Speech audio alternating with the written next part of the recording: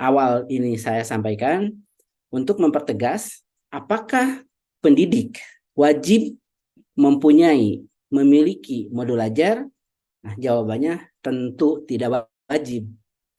Karena yang wajib dimiliki itu perencanaan belajar.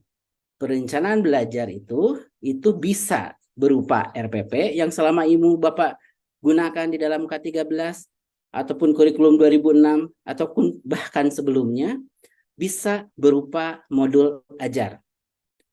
Atau bahkan mungkin Ibu Bapak ke depan bisa jadi ada nama-nama lain. Jadi kalau ini dari segi kewajiban yang perlu dimilikinya ya. Jadi dari segi kewajiban yang perlu dimiliki itu Ibu Bapak perlu memiliki perencanaan belajar. Memiliki sekali lagi bisa tinggal gunakan contoh, bisa memodifikasi, bisa bikin sendiri. Lalu komponennya yang perlu ada, yang penting dalam perencanaan belajar itu, kalau perencanaan belajar itu ada tujuan, langkah-langkah dan asesmen, ini bisa dianggap sebagai perencanaan belajar. Nah, lebih lanjut, bentuk-bentuk perencanaan belajar itu bisa berupa RPP, bisa berupa modul ajar.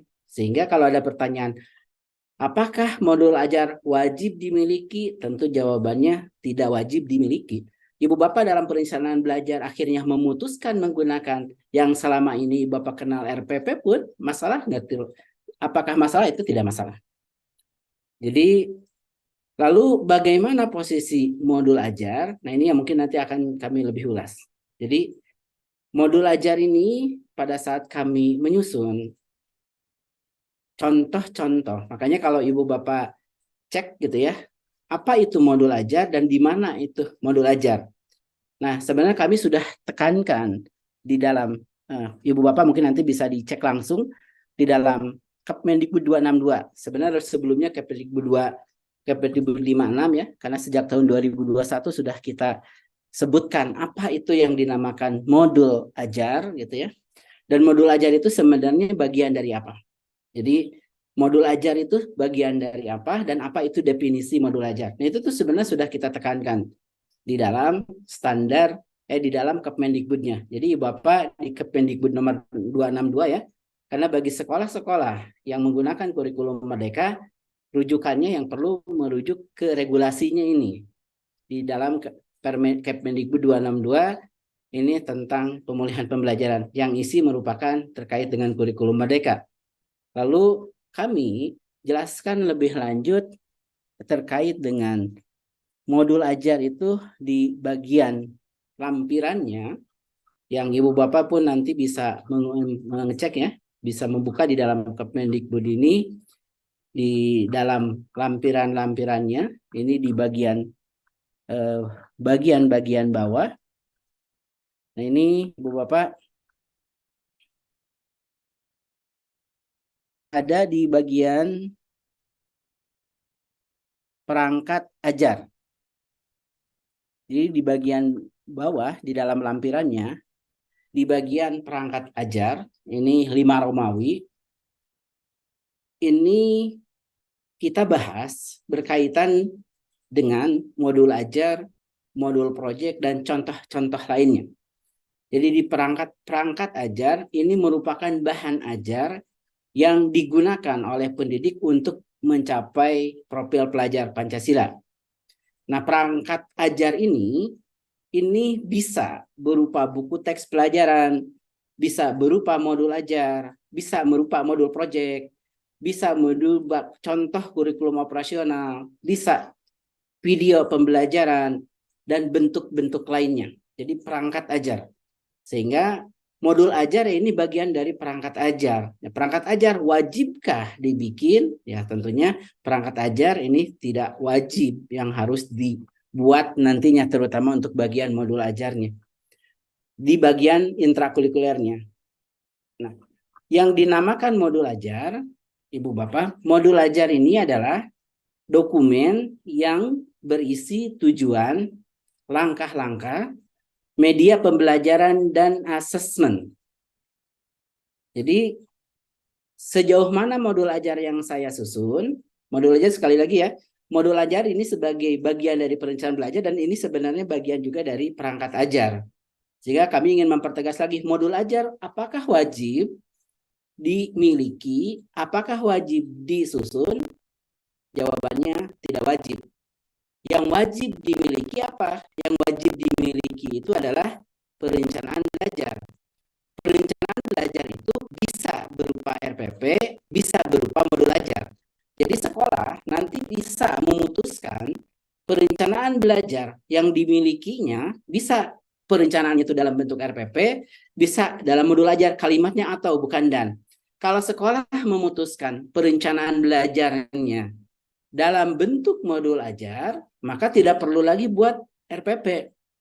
Kalau sekolah memutuskan perencanaan belajarnya dimilikinya dalam bentuk RPP, ya tidak harus juga ada modul ajar. Kalimatnya atau. Itu ya, untuk menegas. Jadi modul ajar perlu dimiliki, ya silahkan, perlu sebagai bagian dokumen untuk membantu proses belajar. Tapi bukan sesuatu yang wajib. Karena yang wajib dimiliki adalah perencanaan belajar. Nah, modul ajar itu sendiri apa? Modul ajar sendiri ini adalah dokumen yang berisi tujuan, langkah-langkah, dan media belajar. Kalau Ibu Bapak perhatikan, apa bedanya modul ajar dan RPP yang selama ini kenal? Ini pembedanya ada di dalam media pembelajaran. Kenapa kita akhirnya agak membedakan di bagian ini? Nah, ini kami ingin flashback dulu. Menarik dulu ke belakang, kenapa akhirnya kami menyajikan modul ajar. Jadi modul ajar itu sebenarnya secara singkat adalah alat bantu atau modul. Waktu kami memikirkan modul ajar ini ada seperti versi mini buku teks itu. Ada modul untuk membantu guru-guru yang kesulitan dalam melakukan proses perencanaan belajar, melakukan kegiatan belajar, sehingga bagi guru-guru yang mengalami kesulitan tersebut, ini memperoleh suatu modul, kan selama ini kumpulan materi ya, modul, di mana modul ini dapat membantu guru dalam menjelaskan kompetensi yang ingin dicapai, dan modul ini ingin kita tempatkan sebagai perencanaan belajarnya dia. Makanya kita berikan nama modul ajar. Karena selama ini Ibu Bapak, salah satu hasil evaluasi kita pada saat kenapa banyak satuan pendidikan, banyak para pendidik tidak bermanfaat perencanaan belajarnya karena seringkali perencanaan belajar yang disusunnya tidak dapat membantu bagi dia untuk mencapai kompetensi yang ingin ditujunya. Jadi ini bayangkan ya, di dalam satuan pendidikan kita, para pendidik kita, mungkin ada guru-guru yang dalam membelajarkan proses belajarnya, perencanaan belajarnya hanya instruksi sederhana-sederhana, dia sudah tahu apa yang akan dilakukan. Ngajarinya sudah tinggal menjelaskan, sudah terbayang apa yang dijelaskan, langkah per langkahnya, materinya seperti apa, dengan perencanaan belajar yang sederhana. Sehingga guru-guru yang kreatif, inovatif, yang sudah tahu sumber belajarnya dari mana, ngajarnya seperti apa, bagi guru-guru seperti ini itu sebenarnya tidak perlu banyak alat bantu, karena dia sudah tahu apa yang akan dibelajarkan. Tetapi bagi guru-guru yang dalam proses belajarnya, dia nggak tahu nih, ingin menjelaskan materi tersebut, menjelaskan kompetensi tersebut, nggak tahu nih materinya apa yang perlu disampaikan, masih bingung. Misalkan ingin menjelaskan fotosintesis, dia nggak tahu apa itu fotosintesis, bagaimana menjelaskan fotosintesis dengan baik dan benar kepada anak-anak supaya anak-anak paham apa itu fotosintesis, bagaimana kegiatan-kegiatan yang menyenangkan menjelaskan fotosintesis. Nah, bagi guru-guru yang seperti ini, maka kita perlu menyediakan alat bantu. Itulah yang kemudian pada saat awal kami mengembangkan, kita membuat contoh-contohnya nih, membuat modul-modul ajarnya. Membuat modul-modul ajar bagi guru-guru yang mengalami kesulitan, kebingungan, sama seperti Ibu Bapak kalau diberikan alat bantu berupa buku teks gitu. Bagi guru-guru yang nggak tahu ngajar, dia masih cari-cari kan sumber seni buku teks. Nah, pada saat diberikan buku teks sehingga dia terbantu nih, ada materinya. Nah, ini pun sama, kita semangatnya bagi guru-guru yang mengalami kesulitan, kebingungan, cara mengajarkan yang menyenangkan, perlu diberikan alat bantu kepada guru tersebut. Ini loh lengkap materinya, sehingga bagi guru-guru tersebut tinggal mengikuti contoh yang ada, sudah silahkan langsung ikuti langkah-langkahnya. Dia sudah tidak disibukkan lagi nyari sana sini sumber materi sana sini, nyari buku sumber mana-mana sana sini, media belajar sana sini, karena sudah secara utuh. Bagi guru tersebut sudah memperoleh secara utuh, sehingga bagi dia konsennya kepada anak nih, bagaimana kompetensinya tercapai, dia sudah memperoleh materi yang utuh. Makanya di sini tekanannya dalam perencanaan. Nah, materi yang utuh ini biar tidak banyak beban lagi buat guru-guru perlu lagi bikin perencanaan-perencanaan lain, maka materi yang sudah diramu inilah akan kita fungsikan sebagai perencanaan belajar dia. Perencanaan belajar dia, maka komponen-komponen perencanaannya perlu ada. Karena yang namanya perencanaan harus ada tujuan, harus ada langkah-langkah, harus ada asesmen. Maka dalam materi yang lengkap tadi yang sudah disusun, bagaimana menjabarkan materi tersebut, modul yang sudah disebut, makanya kita berikan modul ya. Modul ini yang sudah disusun mencakup materi-materi yang lengkap ini, dia difungsikan sebagai perencanaan belajar, maka perlu ada komponennya, tujuannya, langkah-langkahnya, asesmennya. Dan perlu ada informasi sumber-sumber belajarnya apa, yang kemudian kita sebutkan juga dalam hal ini media belajar. Nah, niatnya kita ingin buat guru-guru yang masih mengalami kesulitan, dia sudah tidak dipusingkan lagi nyara sini-sini. Sehingga kita sajikan bagi guru-guru yang sudah bingung cara membelajarkan, matis terbatas kemampuannya, sudah dia tinggal download, pakai, gunakan perencanaan belajar itu. Pada saat kita menyusun modul ajar, ini Ibu Bapak, kita mencari guru-guru terbaik, mohon maaf, terbaik gitu ya, yang memang sudah paham cara membelajarkan. Nah, satu modul ajar itu kita rekrut guru yang terbaik, penyusunannya. Satu modul ajar itu kurang lebih kadang 3 bulan baru selesai disusun, konsen hanya menyusun satu modul ajar, jadi satu modul ajar sebagai inspirasi gitu ya, dan menyusunnya pun mereka di tempat nyaman dan konsen menyusun nih. Jadi untuk membayangkan nih, bahwa penyusunan modul ajar itu disusun dengan konsen satu modul ajar agar bisa memberikan inspirasi dan buat ibu bapak yang dia sudah memperoleh informasi yang utuh di sini di modul ajarnya. Makanya kita sebut juga ini perangkat ajar. Sama seperti pada saat kita menyediakan buku teks. Pada saat kita menyediakan buku teks, ini bukan berarti ayo ibu bapak kalau kami menyediakan buku teks, ayo ibu bapak semua harus buat buku teks, enggak.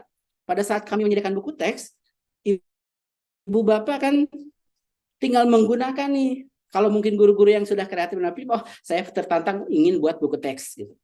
Nah, modul ajar pun mestinya jangan diperlakukan ini sesuatu yang diwajib. Ayo Bu, kita menyediakan modul ajar, lalu ayo datang ke sekolah buat modul ajar. Ya bayangkan, pemerintah saja, kita saja menyediakan modul ajar, guru yang kita rekrut memang punya kapasitas baik, menyusunnya satu modul ajar itu 3 bulan, waktunya nyaman, di tempat nyaman, jadi satu modul ajar. Kalau datang ke sekolah, ayo ibu bapak, oleh kepala sekolah atau oleh pengawas, buat modul ajar. Sudah kapasitasnya terbatas, buat modul ajarnya banyak, waktunya seminggu, ya stres lah guru nantinya. Kalau yang diwajibkan kepada guru harus buat modul ajar yang seperti itu, apalagi diwajibkan. Nah, pada saat kita nyiapin modul ajar ini, kita semangatnya ingin memberikan inspirasi belajar nih bagi yang menyulitkan. Sehingga kalau katakan kurikulum merdeka menambah beban administrasi, itu yang terjadi jika modul ajar diwajibkan dan harus buat sendiri gitu. Padahal yang diwajibkan itu masih konsisten kita sejak tahun 2019-2021. Kewajiban administrasi itu perencanaan belajar. Perencanaan belajar itu cukup tiga komponen, tujuan, langkah-langkah, asesmen. Itu kewajiban administrasinya, mau jadi bentuk RPP setengah halaman 1/4 sudah selesai di situ kewajiban administrasi, dan memilikinya pun tinggal pakai contoh, tinggal memodifikasi, tinggal bikin sendiri. Pada saat kita menyiapkan modul ajar, ini bukan sesuatu yang wajib dibikin sendiri. Ini adalah sesuatu sebagai alternatif bagi yang guru-guru yang mengalami kesulitan, gunakan nih contoh yang ada nih. Modul ajar ini. Makanya kalimat pertamanya itu modul. Modul itu Ibu Bapak mungkin sudah terframe kan, modul ini kan kumpulan materi ya, seperti buku teks itu ya, memuat kumpulan materi. Nah, modul ajar. Nah, kami membuat kumpulan materi ini agar tidak menjadi beban-beban administrasi buat guru. Modul ini bisa berfungsi juga sebagai perencanaan belajar. Sehingga bagi ibu bapak yang sudah memperoleh modul ajar, ini tidak perlu lagi buat RPP, bukan perencanaan pembelajaran baru lagi. Karena modul ajar ini sudah berfungsi sebagai perencanaan belajarnya. Maka kami tegaskan di sini juga ibu bapak ya. Ini sudah kami tegaskannya di dalam Kepmennya. Jadi kalau apakah ini baru, seharusnya nggak baru karena sudah lama ya.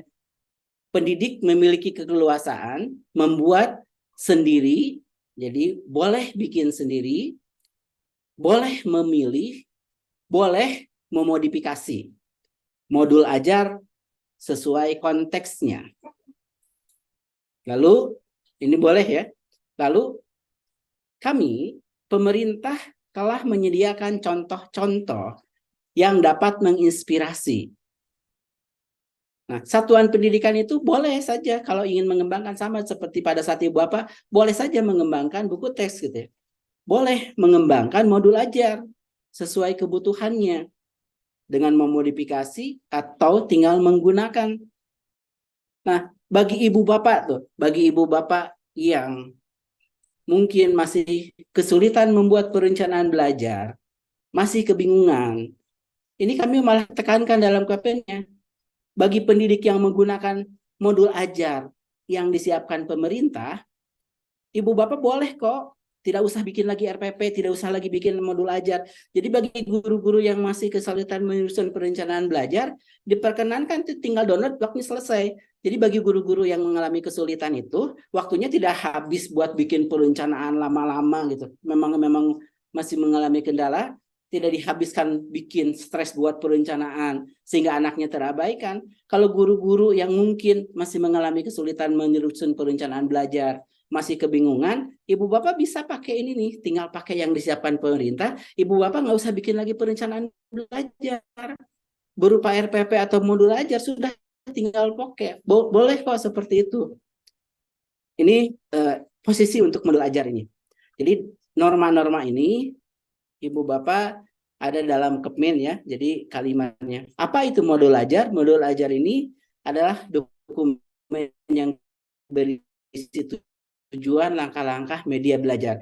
Jadi kalau ibu bapak menyusun modul ajar, niatnya pada saat ibu bapak bikin modul ajar, niatnya jangan, oh ini wajib saya bikin, bukan.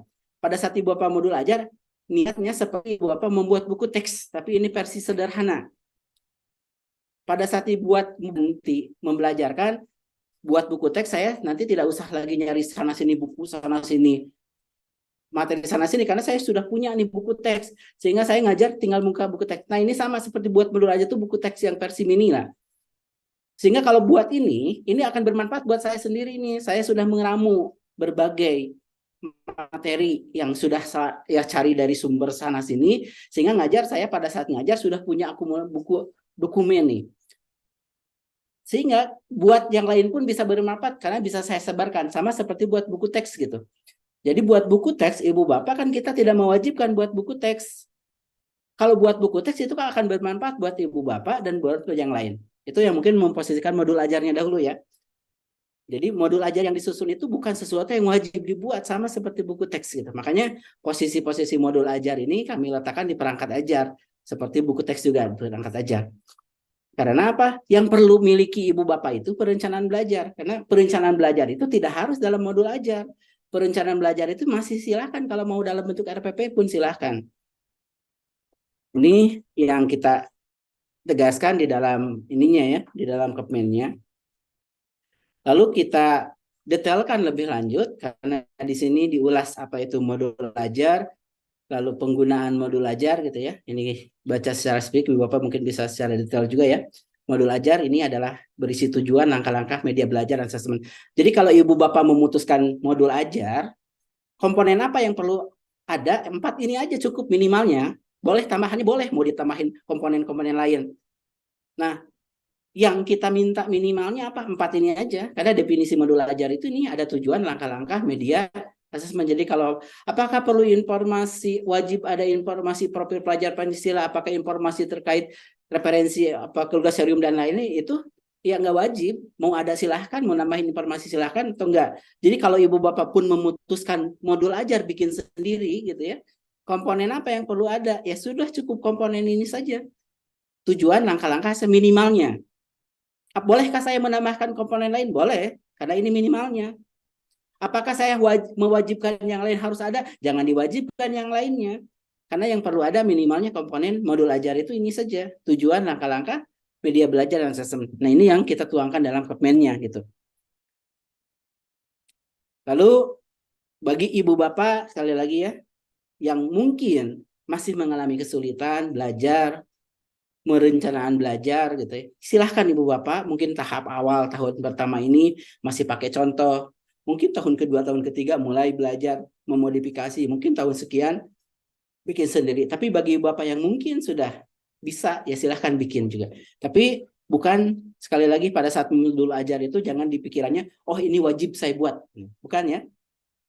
Bukan wajib, tapi ini dalam rangka pengembangan saya nih sebagai perangkat ajar untuk saya membantu belajar, bermanfaat buat saya dan bermanfaat buat yang lain, bisa saya sebarkan buat yang lain, membantu menginspirasi sehingga guru-guru yang akan membelajarkan itu mereka cukup dengan modul ajar yang saya susun yang sudah lengkap, sehingga mereka ngajar itu sudah tidak usah nyari internet sini, buku sana sini, sudah lengkap di sini. Makanya kenapa kita cantumkan perlu ada media belajar, karena di sini materinya secara utuh sudah ada. Itu yang terkait dengan modul ajar yang kita tuangkan di dalam Kemendikbudnya ya. Lalu lebih lanjut, Ibu Bapak, detailnya berkaitan dengan perencanaan belajar ini kita tetapkan dalam panduan pembelajaran asesmen. Jadi dasar utamanya Kemendikbud 262. Lalu karena di sini belum kita ulas secara komprehensif, maka kami detailkan dalam panduan pembelajaran dan asesmen. Makanya kami sudah menerbitkan untuk intrakurikuler ini, berkaitan dengan intrakurikuler itu penjelasan lebih detailnya, Ibu Bapak bisa diperoleh ya, di sini di panduan pembelajaran dan asesmen. Jadi kami lebih mempertegaskan kembali. Jadi mungkin izin PPT-nya sebenarnya sudah kami share, tapi saya ingin menunjukkan langsung dari dokumennya gitu ya, rujukan-rujukan yang dicuplik di dalam paparan tersebut supaya Bapak pun ini bisa langsung melihat gitu ya dokumennya yang sudah memang rujukannya langsung dari dokumennya yang kami terbitkan. Nah, di dalam panduan pembelajaran asesmen ini pun perencanaan belajar ini kami sudah perkuat juga narasi yang saya tadi sampaikan di sini ya. Rencana belajar dirancang untuk membantu pelaksanaan pembelajaran sehari-hari. Ini sudah kita jelaskan. Lalu di kolom ini kami mempertegas bahwa pendidik itu memang perlu memiliki perencanaan belajar. Namun perencanaan belajar itu bisa berupa RPP atau modul ajar. Ini yang beranggapan bahwa harus modul ajar, nggak harus kok. Oh saya masih tetap pakai RPP sama aja, nanti ya sama aja. Kalau terkait perencanaan belajar, bahkan kami konsisten Februari 1 itu ya, mau pakai RPP pun silahkan perencanaan belajarnya. Lalu apa yang membedakan antara RPP yang selama ini digunakan dan modul ajar? Nah, dari definisi tadi ya, komponen yang selama ini kenal RPP yang sejak tahun 2021 gitu ya. RPP itu sejak 2020, surat edaran menteri ya waktu itu, dengan penyederhanaan RPP, ada yang mengenal RPP 1 halaman dan lain, itu secara prinsip memuat minimal 3 komponen. Tujuan, langkah-langkah, dan asesmen, dan selesai sebenarnya di sini. Tujuan, langkah-langkah, asesmen. Ini RPP ya, Ibu Bapak yang selama ini susun. Sedangkan modul ajar, dalam modul ajar itu kalau lihat definisi ada satu yang membedakan utamanya. Apa? Media belajar. Tujuan sama. Langkah-langkah kegiatan belajar sama. Lalu asesmen. Nah, asesmen secara prinsip asesmennya ini lebih detail. Lalu yang benar-benar membedakan antara RPP yang selama ini digunakan dengan modul ajar di mana? Di media pembelajaran.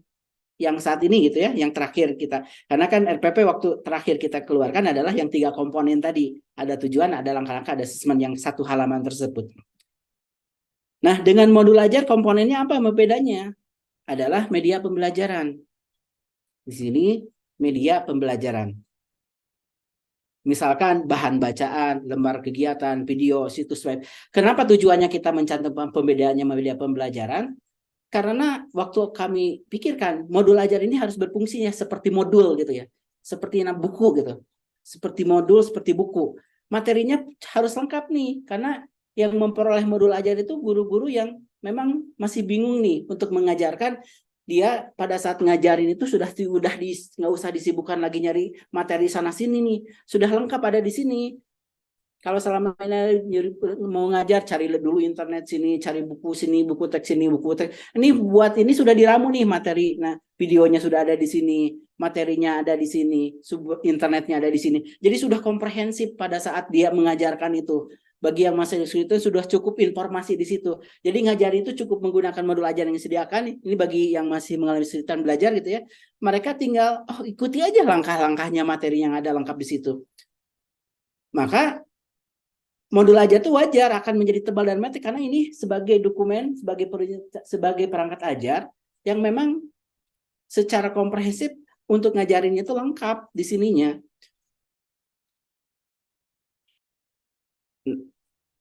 Ibu bapak pun kan pada saat ini kita berikan buku teks itu kan tidak berdebat kenapa buku teksnya nggak 5 halaman, nggak 20 halaman, lengkap. Karena emang informasinya ingin utuh kita sampaikan di situ.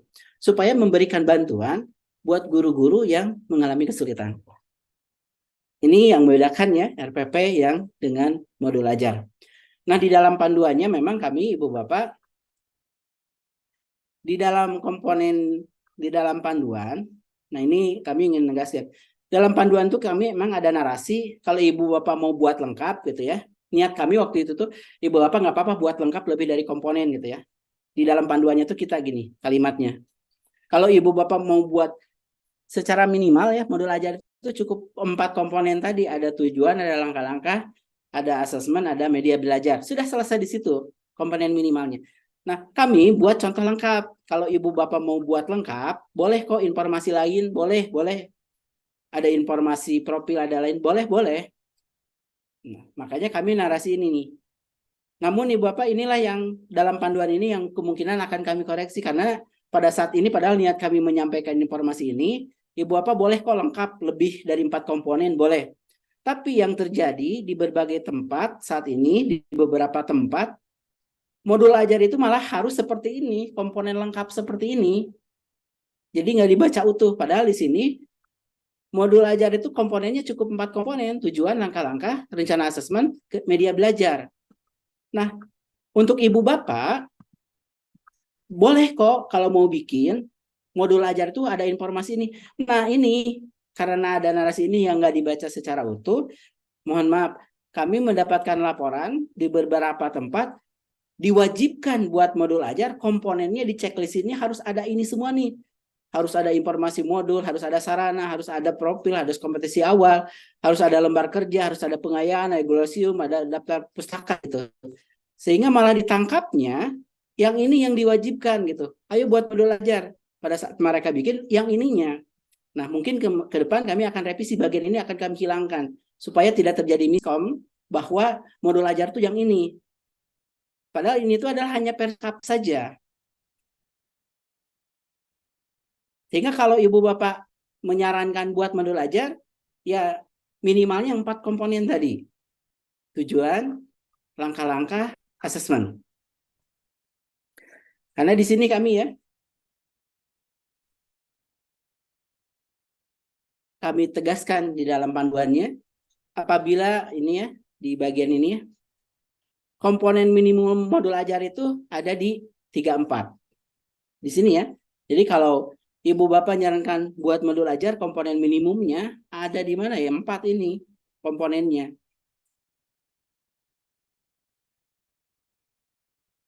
Lalu kami jelaskan waktu itu niatnya. Kalau Ibu Bapak memerlukan, pendidik boleh menambahkan komponen-komponen lain. Komponen-komponen lain itu informasi-informasi boleh menambahkan.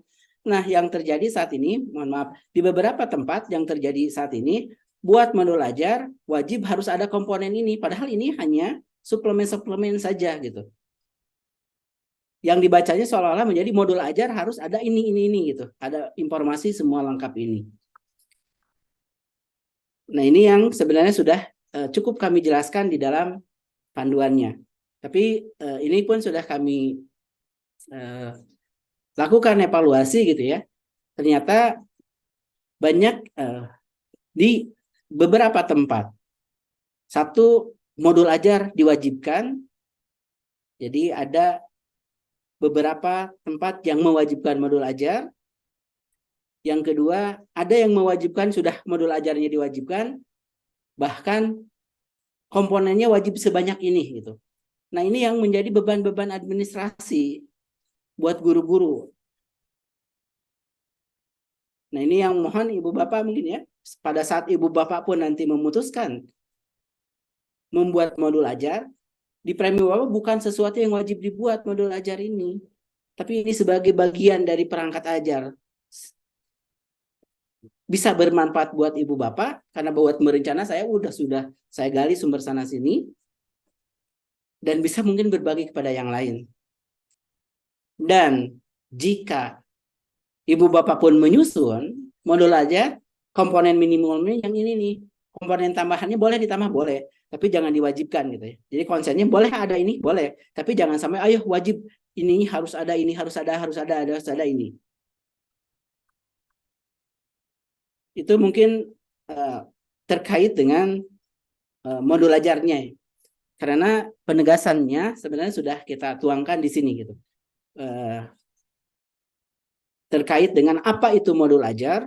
Jadi kalau pertanyaannya apa itu modul ajar, ya modul ajar itu adalah perencanaan belajar yang memuat tujuan, langkah-langkah, asesmen, dan media belajar. Komponennya apa? Ya komponen minimumnya ada ini saja informasinya. Minimumnya komponennya ada ini, tujuan, langkah-langkah, asesmen, dan media belajar. Jadi komponen minimumnya ini. Apakah modul ajar wajib? Nah, kami jelaskan lagi di sini ya. Modul ajar nggak wajib dibuat, nggak wajib dimiliki. Karena apa? Yang wajib dimiliki itu perencanaan belajar. Jadi setiap pendidik perlu memiliki perencanaan belajar. Jadi kalimatnya setiap pendidik perlu memiliki perencanaan belajar. Tapi perencanaan belajar tidak harus berupa modul ajar. Perencanaan belajar itu bisa berupa perencanaan belajar, bisa berupa RPP yang selama Ibu Bapak kenal, atau bisa berupa modul ajar. Jadi perencanaan belajar sekali lagi bisa berupa RPP modul ajar. Jadi kalau Ibu Bapak menggunakan kurikulum Merdeka akhirnya memutuskan perencanaan belajar dalam bentuk RPP, bolehkah? Ya boleh, boleh saja. Lalu apa indikatornya saya selaras dengan kurikulum Merdeka kalau begitu? Kalau perencanaan belajarnya sama saja. Nah, Ibu Bapak, indikator sejauh mana sekolah itu selaras dengan kurikulum Merdeka, terutama dalam intrakurikuler, ini bisa dilihat. Indikator kami melihatnya, sebenarnya lihatnya nanti jangka panjang itu dari hasil belajarnya. Jangka panjang, tapi jangka pendeknya dari mana? Dari proses belajarnya. Proses belajar yang seperti apa? Ini yang sudah kita tuangkan juga di dalam standar proses. Jadi indikasi-indikasi sejauh mana sekolah itu selaras dengan kurikulum Merdeka yang kita harapkan dilihatnya itu dalam proses belajarnya. Proses belajar yang seperti apa? Proses belajar yang suasananya interaktif, inspiratif, menyenangkan, memotivasi. Interaktif seperti apa? Nah, ini yang sudah kita jelaskan juga di sini cukup detail. Interaktif itu ada dialogis nih antara pendidik dengan peserta didik. Jadi belajarnya bukan hanya ceramah sepanjang tahun. Bukan hanya ngasih tugas saja. Tapi ada interaksi dialogis antara pendidik dan peserta didik. Ada kolaborasi untuk menumbuhkan gotong royong. Lalu inspiratif. Inspiratif itu seperti apa? Nah, inspiratif ini kegiatan belajarnya mendorong anak memunculkan ide, anak mengeluarkan imajinasinya. Nah, ini sulit terwujud jika proses belajarnya sepanjang tahun ceramah, jelasin depan muka, ayo ini teori-teori ini. Ini nggak akan tercipta interaksi. Kalau pembelajarannya, ayo kerjakan PR ini, PR itu. Sehingga indikator perubahan sejauh mana selaras kurikulum merdeka bukan dilihat, oh ini RPP, ini modul ajar, bukan. Tapi lihat dalam proses belajarnya. Karena bisa jadi perencanaan belajarnya tetap dalam bentuk RPP, tapi kegiatan belajarnya sudah interaktif, sudah dialogis, sudah menyenangkan.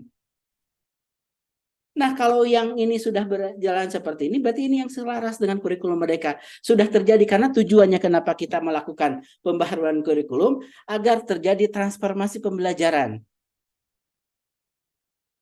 Tujuan utamanya itu transformasi pembelajaran.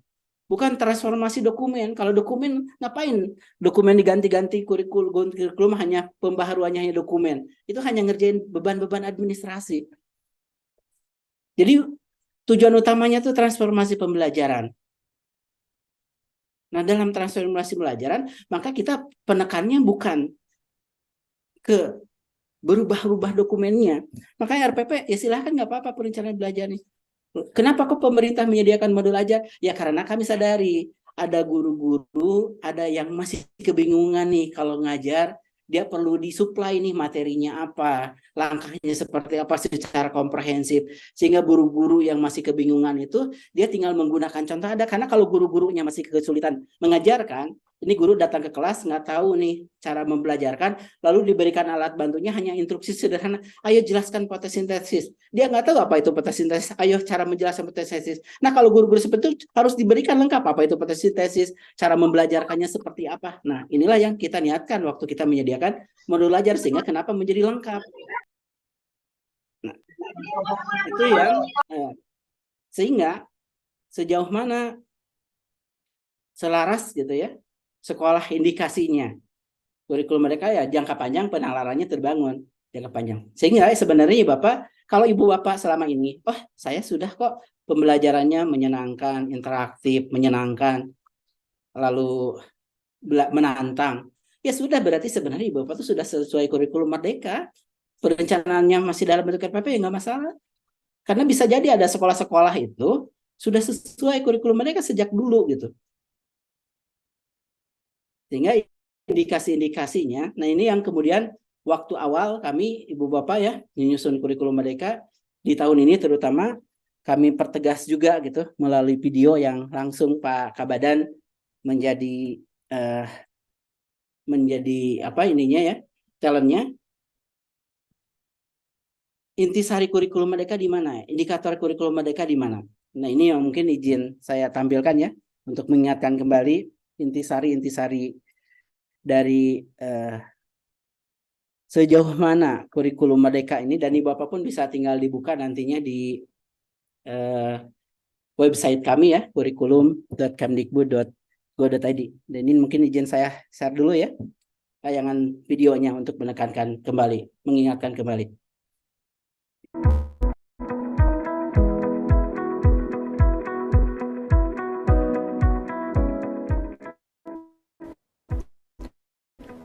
Assalamualaikum warahmatullahi wabarakatuh. Salam sejahtera untuk kita semua. Om Swastiastu, Namo Buddhaya, Rahayu.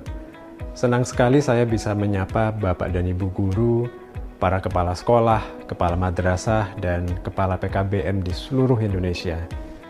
Dalam video ini saya ingin menyampaikan beberapa pesan untuk membantu Bapak dan Ibu guru dan kepala satuan pendidikan dalam memilih dan menerapkan kurikulum merdeka yang sudah diluncurkan oleh Mas Menteri Pendidikan, Kebudayaan, Riset, dan Teknologi tahun lalu. Pada tahun ajaran 2023-2024 ini, kurikulum merdeka kembali ditawarkan sebagai salah satu pilihan bagi satuan pendidikan. Sebelum nanti, pada tahun 2024-2025, ditetapkan sebagai kurikulum nasional.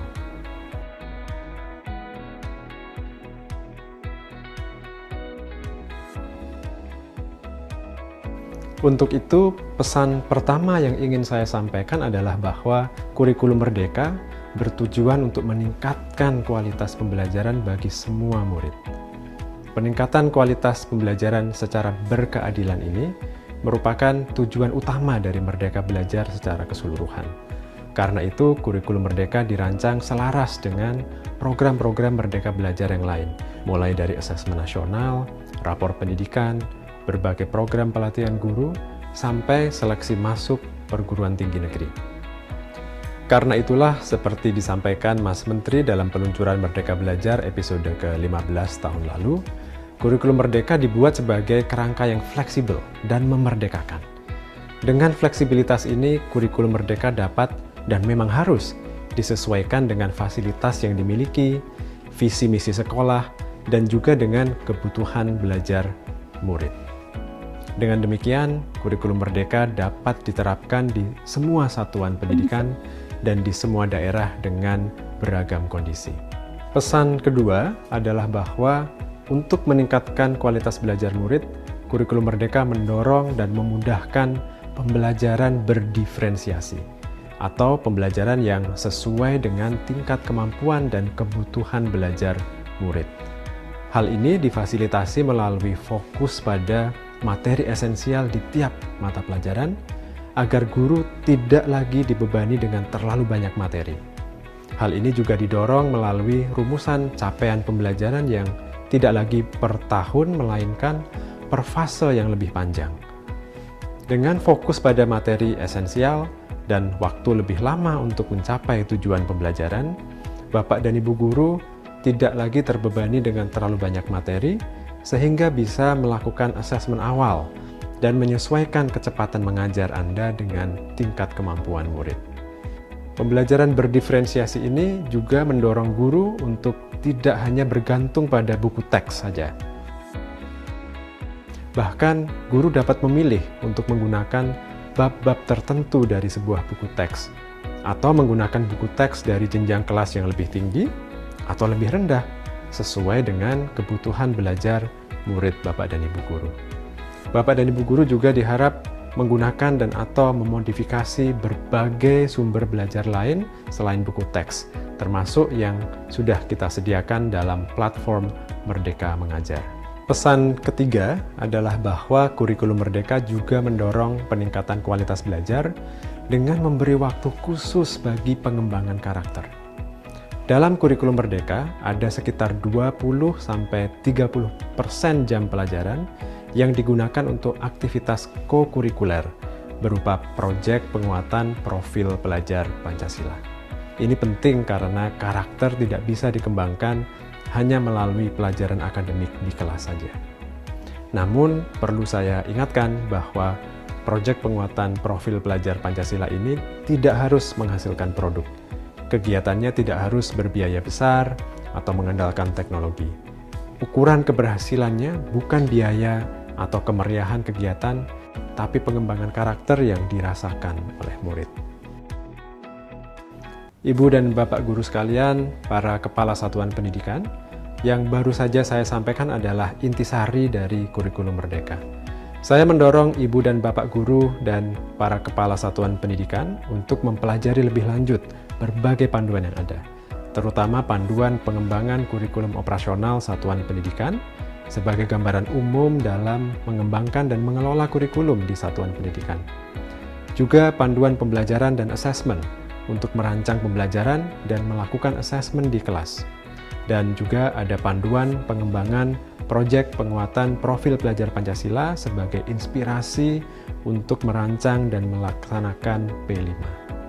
Selain itu juga ada dokumen tahapan implementasi kurikulum Merdeka sebagai gambaran kepada guru dan satuan pendidikan tentang bagaimana kurikulum Merdeka dapat diimplementasikan secara bertahap sesuai kesiapan masing-masing satuan pendidikan.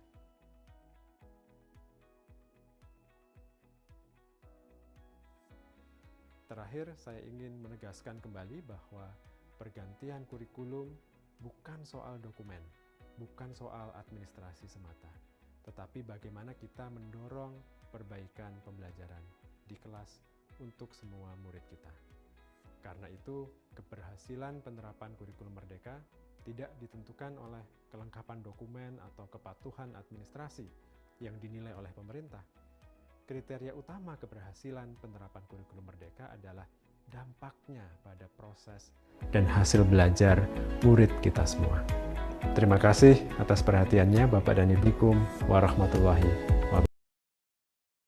Ya, mungkin itu saja Ibu Bapak, jadi kalau terkait dengan perencanaan belajar gitu ya, sekali lagi perencanaan belajar memang perlu dimiliki, tapi perencanaan belajar itu minimal komponen yang perlu ada adalah tujuan, langkah-langkah dan asesmen. Untuk memiliki bisa dengan contoh yang ada, bisa dengan memodifikasi atau bikin sendiri. Perencanaan belajar bisa berupa RPP yang selama Ibu Bapak gunakan, atau bisa berupa modul ajar. Nah, dengan kata lain, kalau Ibu Bapak memutuskan membuat modul ajar atau memiliki modul ajar, sebenarnya Ibu Bapak tidak perlu lagi buat RPP. Kalau Ibu Bapak memutuskan buat RPP sebagai perencanaan belajar, ya tidak harus juga Ibu Bapak ada modul ajar. Modul ajar minimal komponennya ada tujuan, langkah-langkah, asesmen, dan media belajar. Informasi-informasi lainnya bolehkah ditambahkan? Silahkan saja. Tapi jangan sampai Ibu Bapak menjadi mewajibkan hal-hal yang memang tidak wajib. Itu saja konsennya. Jadi kalau Ibu Bapak memutuskan komponennya banyak segala macam, ya silahkan saja. Dan modul ajar pun kan sebenarnya bukan sesuatu yang wajib. Perlu dibuat. Dimiliki, wajib, tidak juga wajib gitu ya. Nah, ini sebagai perangkat ajar. Nah, semangatnya kenapa kita menyediakan modul ajar ya, Ibu Bapak ya, pada saat memutuskan membuat modul ajar, kami mendorong Ibu Bapak pun membuat modul ajar, itu bukan mendorong ayo wajib sebagai kewajiban administrasi, bukan.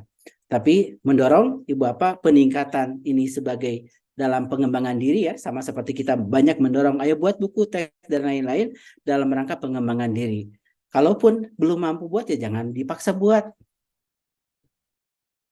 Itu mungkin yang lebih kami tekankan, dan di bagian terakhir Pak Kabadan melalui webnya, melalui videonya yang sama, sebenarnya pada saat kami buka pendaftaran seharusnya semua kepala sekolah yang mendaftar menonton ini gitu ya, penekanannya indikasi sejauh mana selaras dengan kurikulum mereka, lihatnya dalam proses belajar. Nah, proses belajar yang diharapkan itu yang seperti apa? Yang dalam standar proses itu yang sudah kita tekankan, menyenangkan, ada dialogis, ada inspirasi.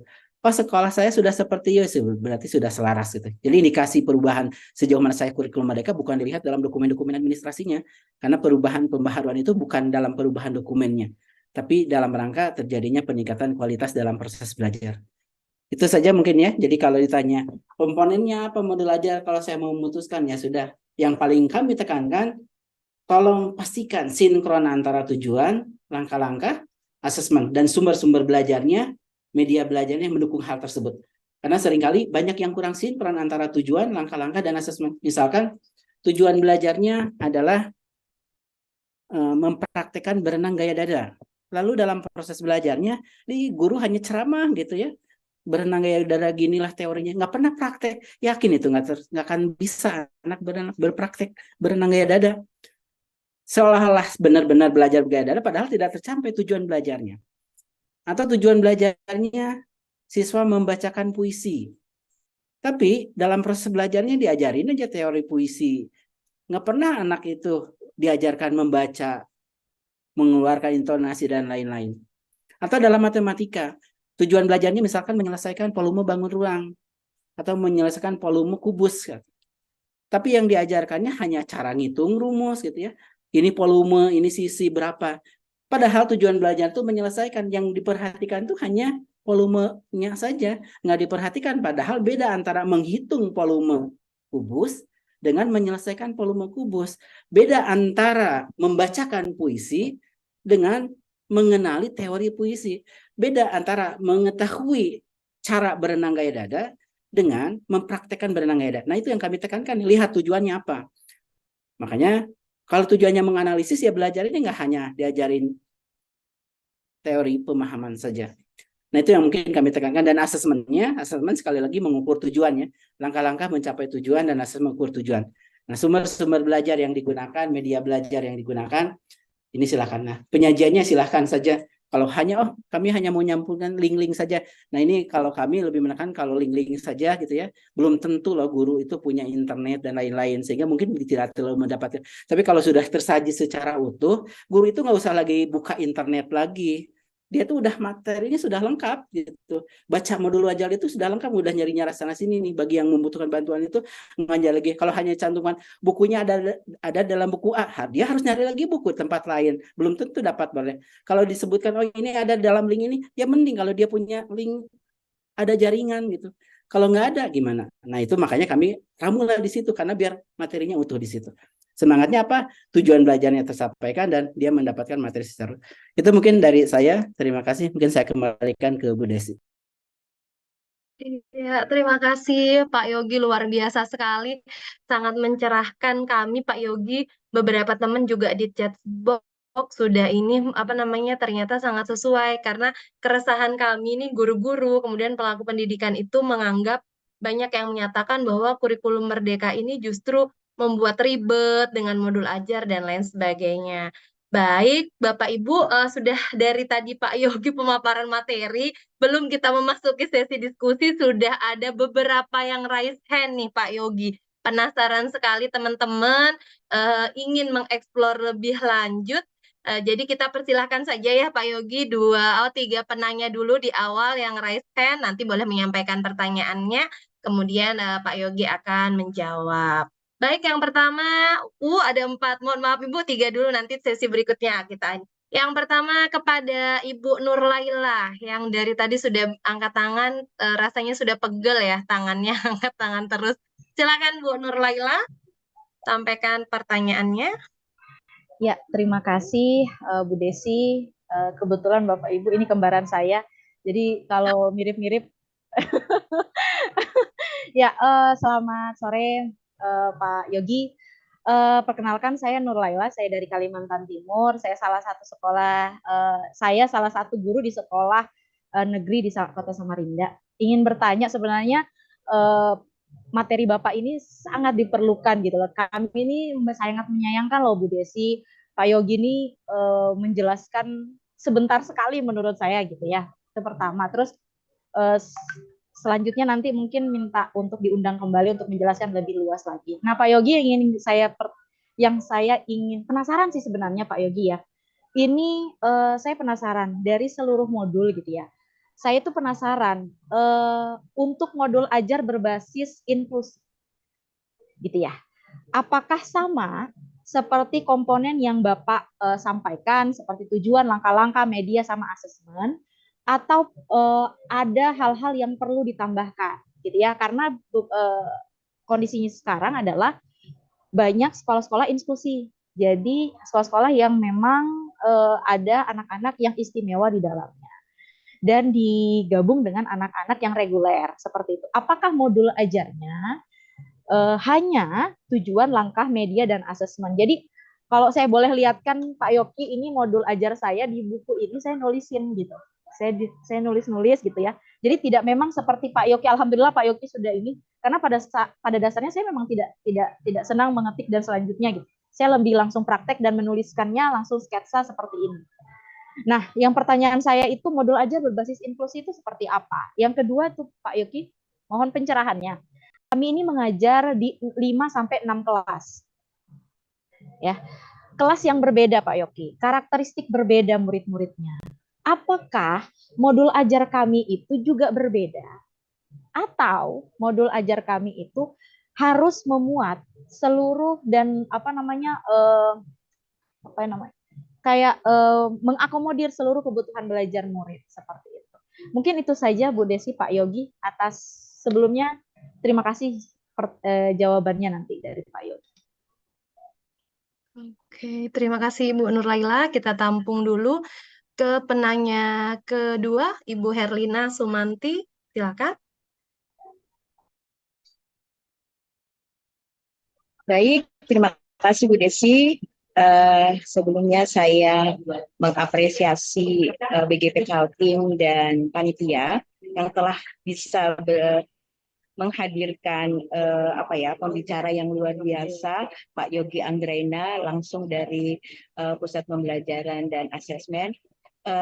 Pak Yogi, apa yang Bapak sampaikan itu berita gembira bagi kami yang langsung terjun di proses pembelajaran. Apa yang Bapak sampaikan itu membuat kami jadi lebih semangat.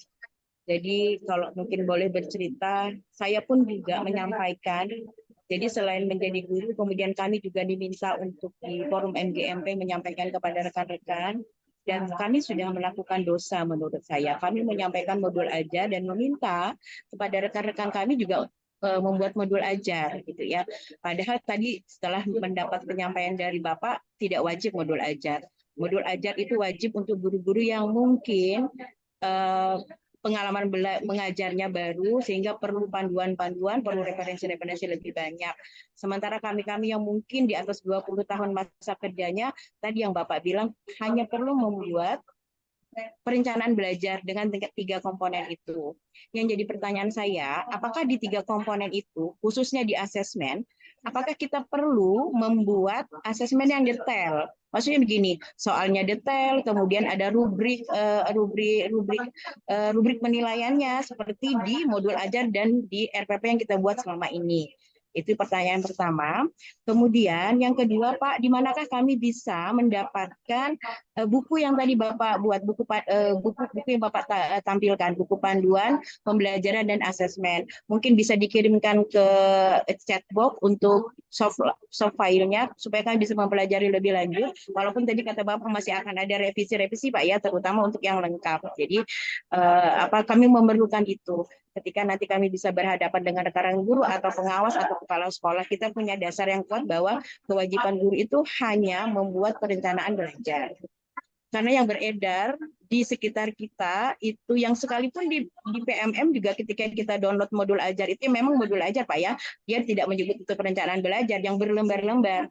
Pengennya kembali seperti di awal-awal Merdeka Belajar Pak, dengan RPP 1 lembar, sehingga kita tidak ribet banget. Kita melakukan itu, cuma memang tidak kita tulis. Tapi kalau modul ajar, saya pribadi memang lebih banyak saya mengambil, tidak membuat sendiri, karena memang menghabiskan waktu, glosariumnya aja perlu berlembar-lembar, belum lagi daftar pustakanya, itu luar biasa.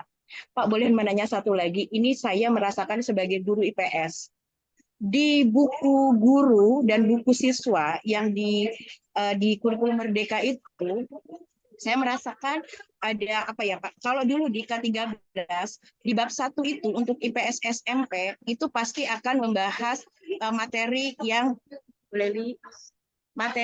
berhubungan dengan background geografi. Kemudian bab 2 itu sosiologi, bab 3 itu tentang ekonomi, dan bab 4 sejarah.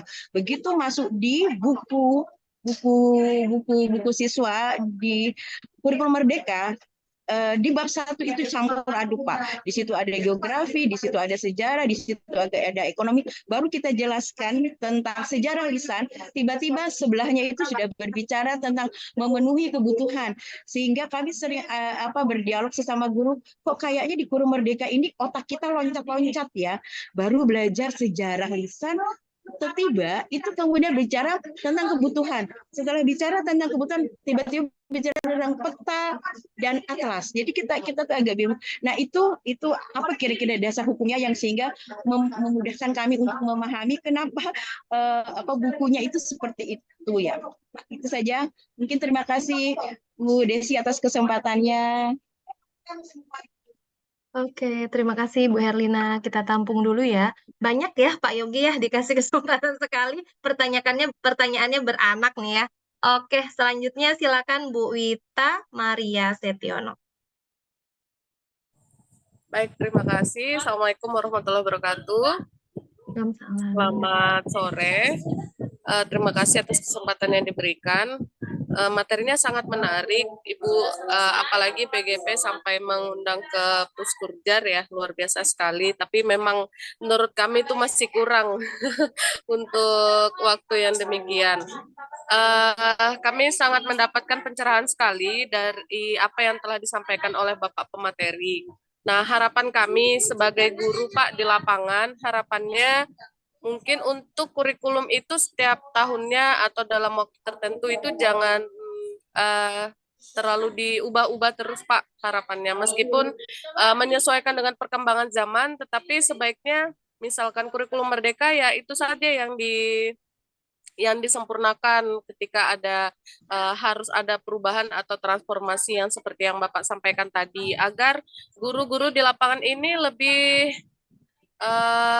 bisa memahami lebih dalam seperti itu, sehingga untuk aplikasinya di dalam pembelajaran guru-guru bisa menerapkan dengan sempurna seperti itu, sesuai dengan harapan dari peraturan perundang-undangan yang telah ditetapkan oleh pemerintah.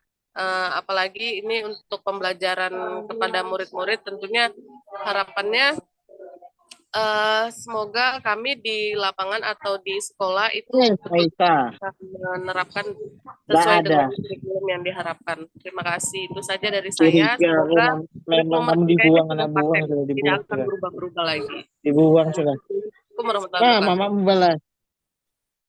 Waalaikumsalam. Terima Saya kasih. tidak mikirkan Salam Aisyah lagi, Pak. Ibu Sudah host, putar otak nggak host nanti? mohon di unmute karena ada suara yang bocor. Baik, Bapak Ibu, saya tampung dulu 3 pertanyaan. Untuk selanjutnya akan dijawab Pak Yogi ya secara berurutan. Mohon izin Pak Yogi mengulas kembali pertanyaan yang pertama dari Ibu Nur Laila Mungkin saya menanyakan tentang Bapak ya modul ajar yang berbasis inklusi ya Bu Nur Laila ya. Apakah kalau modul ajar untuk teman-teman yang berada di sekolah inklusi itu, apakah komponen minimalnya itu sama tetap kalau untuk modul ajar tetap 4 komponen minimal tadi atau ada penyesuaian-penyesuaian? Kemudian pertanyaan yang kedua dari Bu Nur Laila adalah ini curhatan Bapak.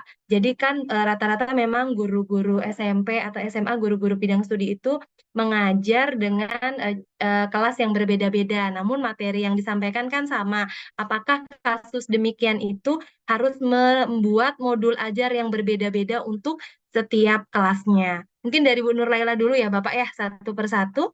Silahkan, Pak Yogi. iya, terima kasih terkait dengan inklusi. Pertama, di dalam Permendikbud 262 itu kita muat juga ya terkait dengan pendidikan inklusi gitu. Jadi bagi pendidikan inklusi pertama yang di satuan pendidikan yang menyediakan inklusi itu memang satu wajib diberikan mata pelajaran program kebutuhan khusus.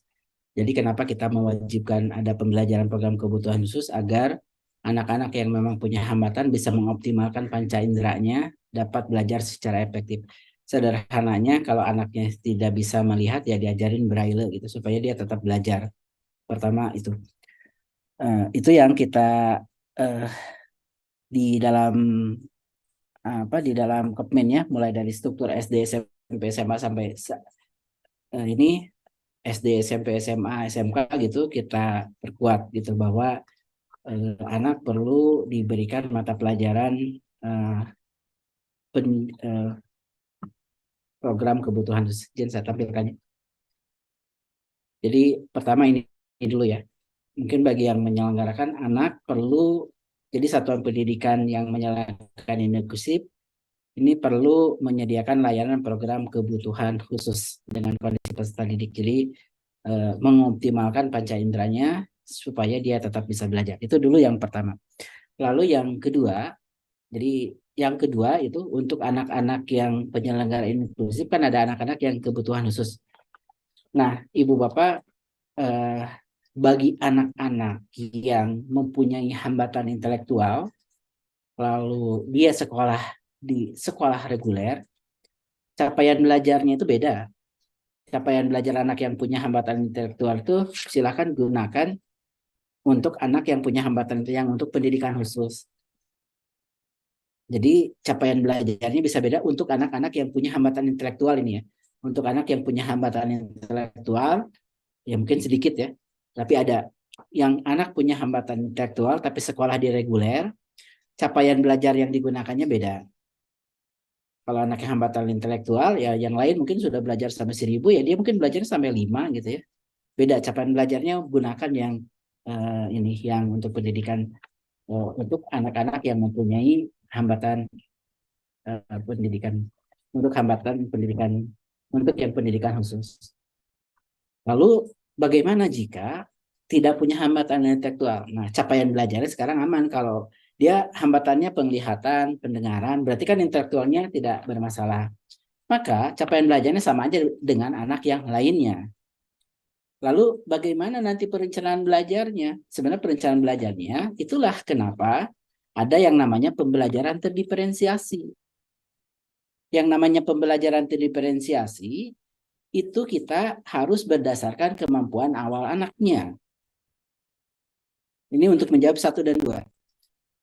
Secara prinsip, Modul ajar sama aja, inklusi mau di ini cukup minimal komponennya itu ada tujuan, ada langkah-langkah, ada asesmen dan media belajar.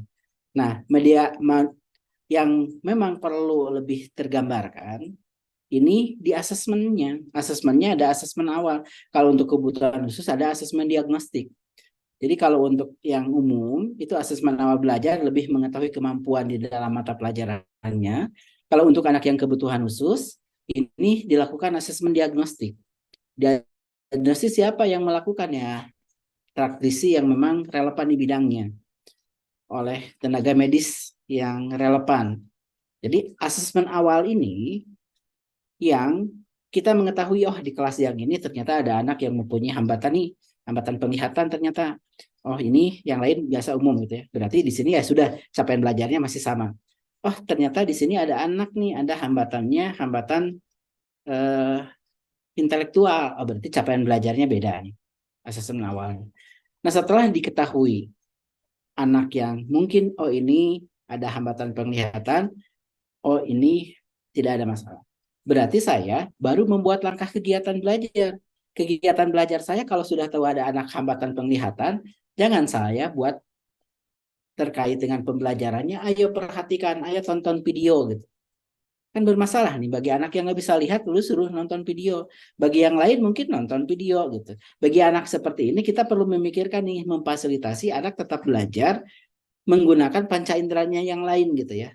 Mungkin menggunakan yang kemampuan yang dia milikinya. Nah, ini sebenarnya bagian dari pembelajaran terdiferensiasinya sendiri. Jadi tahu kondisi awal, lalu Bapak buat langkah-langkah bagi anak. Di dalam perencanaan cukup satu perencanaan. Bagi anak yang mempunyai ini, terutama satu perencanaan itu anak-anak tidak punya hambatan intelektual. Bagi anak yang untuk yang tidak ini mungkin pendekatan, mungkin ada kegiatannya sama-sama, yang lain pas bagian yang lain karena kan tujuan anak kenapa ini inklusi biar mereka berbaur kan dengan anak-anak pada umumnya. Nah, pembelajaran secara umum mungkin banyak yang sama, tapi ada bagian-bagian tertentu mungkin ada spesifik bagian anak ini nggak bisa melakukan. Ya, Kalau yang anak yang lain bisa melakukan nonton video gitu ya, bagi anak ini mungkin perlu ada aktivitas lain kan, karena agak berbeda. Nah, disitulah yang mungkin kita bisa dapatin buat strategi belajarnya mungkin di bagian-bagian lain kita sama saja kegiatan langkahnya, tapi bagian tertentu mungkin menyesuaikan dengan anak. Yang hal-hal yang mungkin tidak bisa dilakukan bagi anak yang punya hambatan penglihatan atau punya hambatan pendengaran gitu.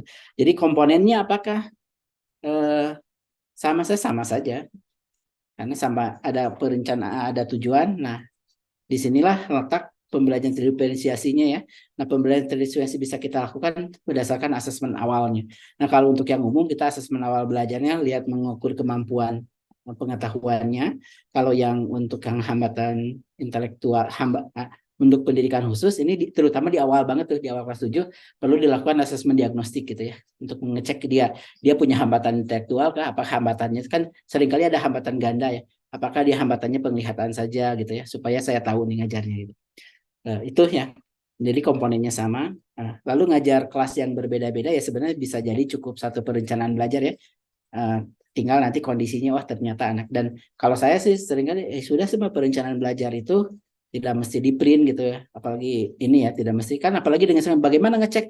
Kalau sekarang mah gampang, gabung aja di Google Drive gitu ya, check-in gitu ya, tinggal ngecek di Google Drive gitu. Kenapa? Ya supaya kalau ada ternyata ke kelas ini nggak pas nih, ya sudah saya ubah nih beberapa bagian gitu ya strateginya, karena anak-anak ini berbeda gitu. Berarti saya sesuaikan aja di ininya. Jadi tidak mesti harus buat 6 gitu ya, 6 kelas 6 situ.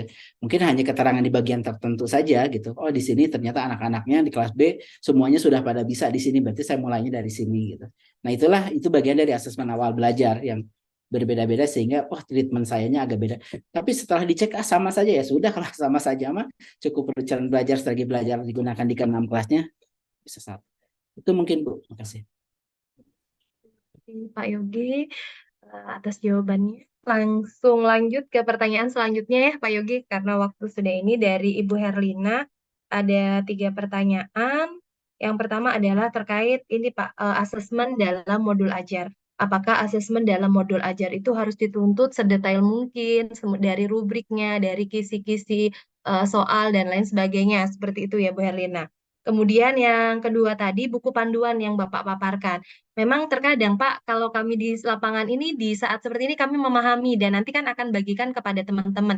Namun ada juga teman-teman itu yang memerlukan bukti konkretnya. Ini dasarnya apa yang menyatakan bahwa modul ajar itu bukan hal yang wajib dan lain sebagainya. Tadi mungkin boleh diinformasikan ya Pak, dibagikan sebagai dasar hukum kami. Kemudian yang ketiga sifatnya adalah curhat terkait mata pelajaran yang beliau ampuh, yaitu adalah IPS. Kalau di kurikulum 2013 itu terstruktur gitu ya Bu Herlina ya. Misalnya sejarah, ekonomi, dan lain sebagainya komponennya itu terstruktur dan tidak tercampur.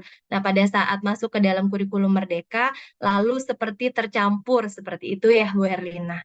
Nah silahkan Pak Yogi. Saya jawab dulu nomor 2 ya.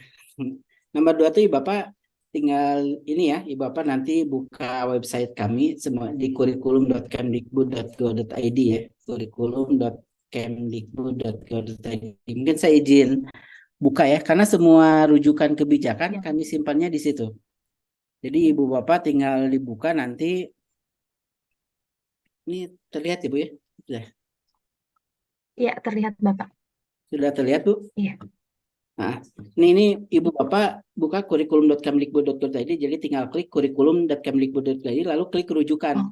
Sebenarnya semua informasi kebijakan terbaru, Ada di sini. SK, IKM dan segala macam selalu ada informasi terkini. Jadi klik rujukan. Di dalam rujukan ini Ibu Bapak, kalau berbicara regulasi standar, ada standar proses dan standar penilaian, klik standar-standar gitu ya. Kalau ingin baca kurikulum 13 pun sebenarnya rujukannya masih ada juga. Kalau ingin buka regulasi kurikulum Merdeka, Bapak tinggal klik di sini nih, Kemendikbudnya, SK-nya, capaian belajarnya. Ini tinggal klik regulasi kurikulumnya. Kalau ingin terkait panduan-panduannya ini, jadi semua update terkini kalau ada di sini berarti ini masih berlaku. Kalau udah nggak ada di sini berarti udah nggak diberlaku. Pasti akan kami ganti. Jadi kebijakan atau panduan. Jadi untuk inklusi gimana? Nih inklusi itu kami ada 2 dokumen untuk inklusi ya. Ada panduan pelaksanaan pendidikan individual PPI ya untuk ini, ada panduan pelaksanaan pendidikan inklusi. Jadi yang Ibu tadi mungkin terkait inklusi bagaimana pelaksanaan bisa dirujuk juga di sini. Nah, jadi yang khusus spesifik. Nah, kalau untuk Ibu Bapak secara umum sebenarnya yang perlu dipelajari ini panduan pembelajaran asesmen karena terkait intrakulier dalam panduan pembelajaran asesmen. Kalau terkait dengan proyek penguatan program ada di sini. Jadi semua kebijakan terkini Bapak ya. Nanti kalaupun kami revisi ada regulasi baru segala macam, kami simpannya di sini. Jadi yang ada di sini intinya yang masih berlaku untuk K13, untuk kurikulum darurat maupun kurikulum Merdeka.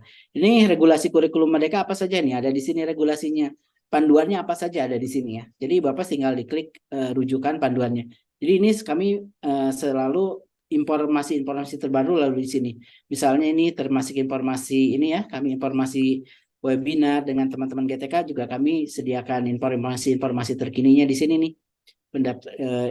Intinya informasi-informasi terkini terkaitan dengan kurikulum Merdeka ini ada di sini. Jadi kalau ingin terkait dokumen-dokumennya, regulasi standarnya, regulasi kurikulum Merdeka, termasuk kajian-kajian akademik sudah kami simpan di sini. Kenapa kok kebijakannya ini? Lalu surat edaran semua. Jadi Bapak silahkan klik rujukan ini. Ini yang untuk yang pertama ya, untuk jawaban yang pertama. Di mana? Di sini aja, tinggal klik kurikulum.kemdikbud.go.id, klik rujukan gitu. Jadi bukannya itu saja. kurikulum.kemdikbud.go.id. Lalu yang kedua, bagaimana untuk asesmen Ibu Bapak? Ini sebenarnya pada saat untuk asesmen apa yang ada harus pembahasan dulu berkaitan dengan asesmen pada kurikulum mereka. Tapi secara prinsip saya ramu dulu. Untuk asesmen dalam kurikulum mereka itu justru kita banyak memberikan fleksibilitas. Pertama, berkaitan dengan instrumen yang digunakan. Kalau sebelumnya Ibu Bapak dalam satu perencanaan instrumen yang digunakan itu harus ada kan penilaian itu ada penilaian pengetahuan, penilaian keterampilan, penilaian sikap. Sehingga dalam perencanaan belajarnya harus ada penilaian pengetahuan, penilaian keterampilan. Sekarang itu Ibu Bapak yang kami tekankan, lihat tujuan belajarnya. Asesmennya apa yang cocok, ya cocok pakai mungkin, tujuan belajarnya siswa mampu mempraktikkan berenang gaya dada. Ya mungkin cukup asesmennya praktik, tidak perlu ada tes tertulis. Ya mungkin Rubik ya silakan sejauh mana kalau ujiannya ini. Jadi apakah harus lengkap? Kalau kami, kalau sebelumnya lengkap harus ada pengetahuan, harus ada keterampilan, harus kisi-kisi. Kalau sekarang kalau tujuan belajar siswa mampu membacakan puisi, ya ngapain juga dipaksakan harus tes tertulis. Ya berarti tidak perlu ada kisi-kisi soal kan. Nah, lihat tujuannya.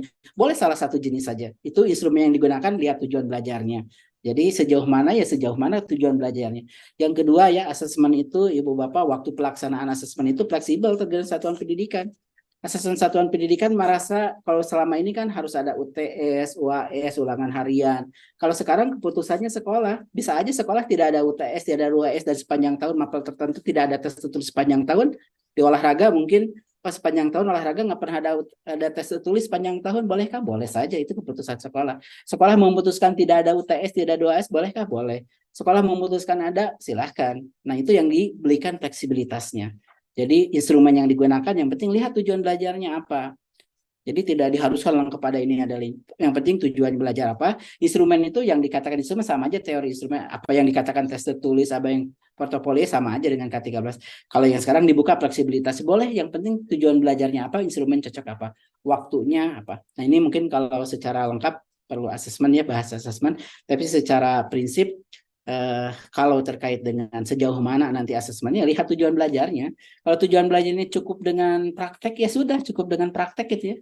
Misalkan indikator siswa dinilai praktek, ya sudah mungkin indikatornya satu berhenti berenang tanpa berhenti 50 meter tanpa henti, misalkan dinilai baik, ya sudah itu cukup itu ya. Jadi sejauh mana Ibu Bapak yang selama ini gunakan, yang kita tekankan bahwa instrumennya yang paling cocok mengukur tujuan apa, tidak harus lengkap seluruhnya ada gitu. Yang paling penting adalah asesmen pas mengukur tujuan. Nah, sekarang buku teks nih. Buku teks itu Bapak kan ini modul ajar, sumber belajar. Kewenangan buku teks itu salah satu sumber belajar. Ada salah satu sumber belajar. Yang namanya sumber belajar, Bapak kalau nggak merasa cocok, ya nggak usah diikuti urutannya. Karena kalau saya ngundang Ibu, yang Ibu saya ngundang penyusun buku menerjemahkan capaian belajar, rute belajarnya yang dia pikirkan seperti itu. Nah, Ibu merasa nggak cocok, ya udah nggak usah diikuti urutannya. Ibu mix sesuai yang Ibu apa sekarang kurikulum Merdeka pakai buku K13, bolehkah? Ya boleh saja. Karena yang menyusun menentukan rute belajar itu Ibu. Buku Ibu Bapak sekarang ngajar kelas 7, lalu merasa cocok yang pertama diajarkan materi buku kelas 9, ya nggak masalah. Buku itu kan hanya sebagai salah satu sumber belajar. Nah, kalau ditanya kenapa pemikirannya, ini yang perlu jawab memang si penyusun buku kenapa menerjemahkan seperti itu. Karena punya dasarnya masing-masing. Karena kalau ada penyusun kedua buku teks, bisa jadi Ibu penyusunannya dengan cara Ibu yang Ibu Bapak sampaikan. Buku teks ini sebagai salah satu saja nih sumber belajarnya. Kalau memang nggak cocok dalam membelajarkannya, Ibu Bapak boleh atak-atik, boleh campur, nggak, bahkan di-skip boleh kok. Oh ini materi yang pertamanya seperti ini cocok di kelas 9, ya udah nggak usah diajarkan kelas 1, kelas 9. Karena buku ini sebagai salah satu sumber belajar. Oh saya cocoknya pakai 13, materinya cocok. Yang penting lihat capaian belajarnya. Oh capaian belajarnya ini tercapai. Lalu menurut saya buku ini yang lama masih cocok nih. Ya sudah nggak apa-apa pakai buku K13. Ibu Bapak menjabarkannya seperti itu. Kalau memang nggak merasa cocok, karena nggak mungkin cocok juga sih sebenarnya. Buku yang nulis buku itu hanya di 1-2 orang, saya rasa nggak akan satu pemikiran dengan seluruh guru di Indonesia. Pasti banyak yang nggak cocoknya. Yang jadi masalah jika kebijakannya semua guru harus mengikuti urutan cara yang kita susun. Nah itu yang jadi masalah. Karena apa? Nggak pernah cocok kok. Yang ini pandangannya ini kenapa ini seperti ini, pandangannya ini seperti ini gimana nih? Misalkan kalau saya mungkin karena background saya matematika ya, saya lebih nyaman ngajar agak loncat-loncat. Saya mungkin ada guru kemarin penyusun buku, penyusun buku matematika, ada guru yang nyamannya dituntaskan seluruhnya. Guru buku SD ya, kelas 5, kelas 6. Kan anak SD itu belajar fase C itu belajar bilangan, geometri, aljabar gitu ya. Nah, si penyusun buku dia nyamannya ngajarinnya dituntasin, bilangannya selesaikan seluruhnya di kelas 5. Jadi kelas 6 itu belajarnya geometri utuh gitu ya. Jadi pinginnya belajarnya bilangannya dituntaskan, geometrinya baru gitu ya, baru aljabarnya. Kalau saya nggak nyaman seperti itu, karena justru disitulah secara bertahap gitu. Saya mungkin kelas 5 belum dituntaskan seluruh bilangan. Setelah lagi belajar bilangan, dia belajar geometri dulu, belajar lagi bilangan. Nah ini kan pemikiran antara satu penyusun dengan penyusun lain, menerjemahkan rute belajarnya berbeda-beda. Nah, ini yang bisa jadi terjadi di buku, penyusun buku gitu. Penyusun buku mungkin punya dasar kenapa dia menerjemahkan seperti itu. Kalau ibu bapak tidak cocok dengan apa yang tersaji dalam buku teks, ibu bapak boleh modifikasi urutannya di dalam bukunya bab 9.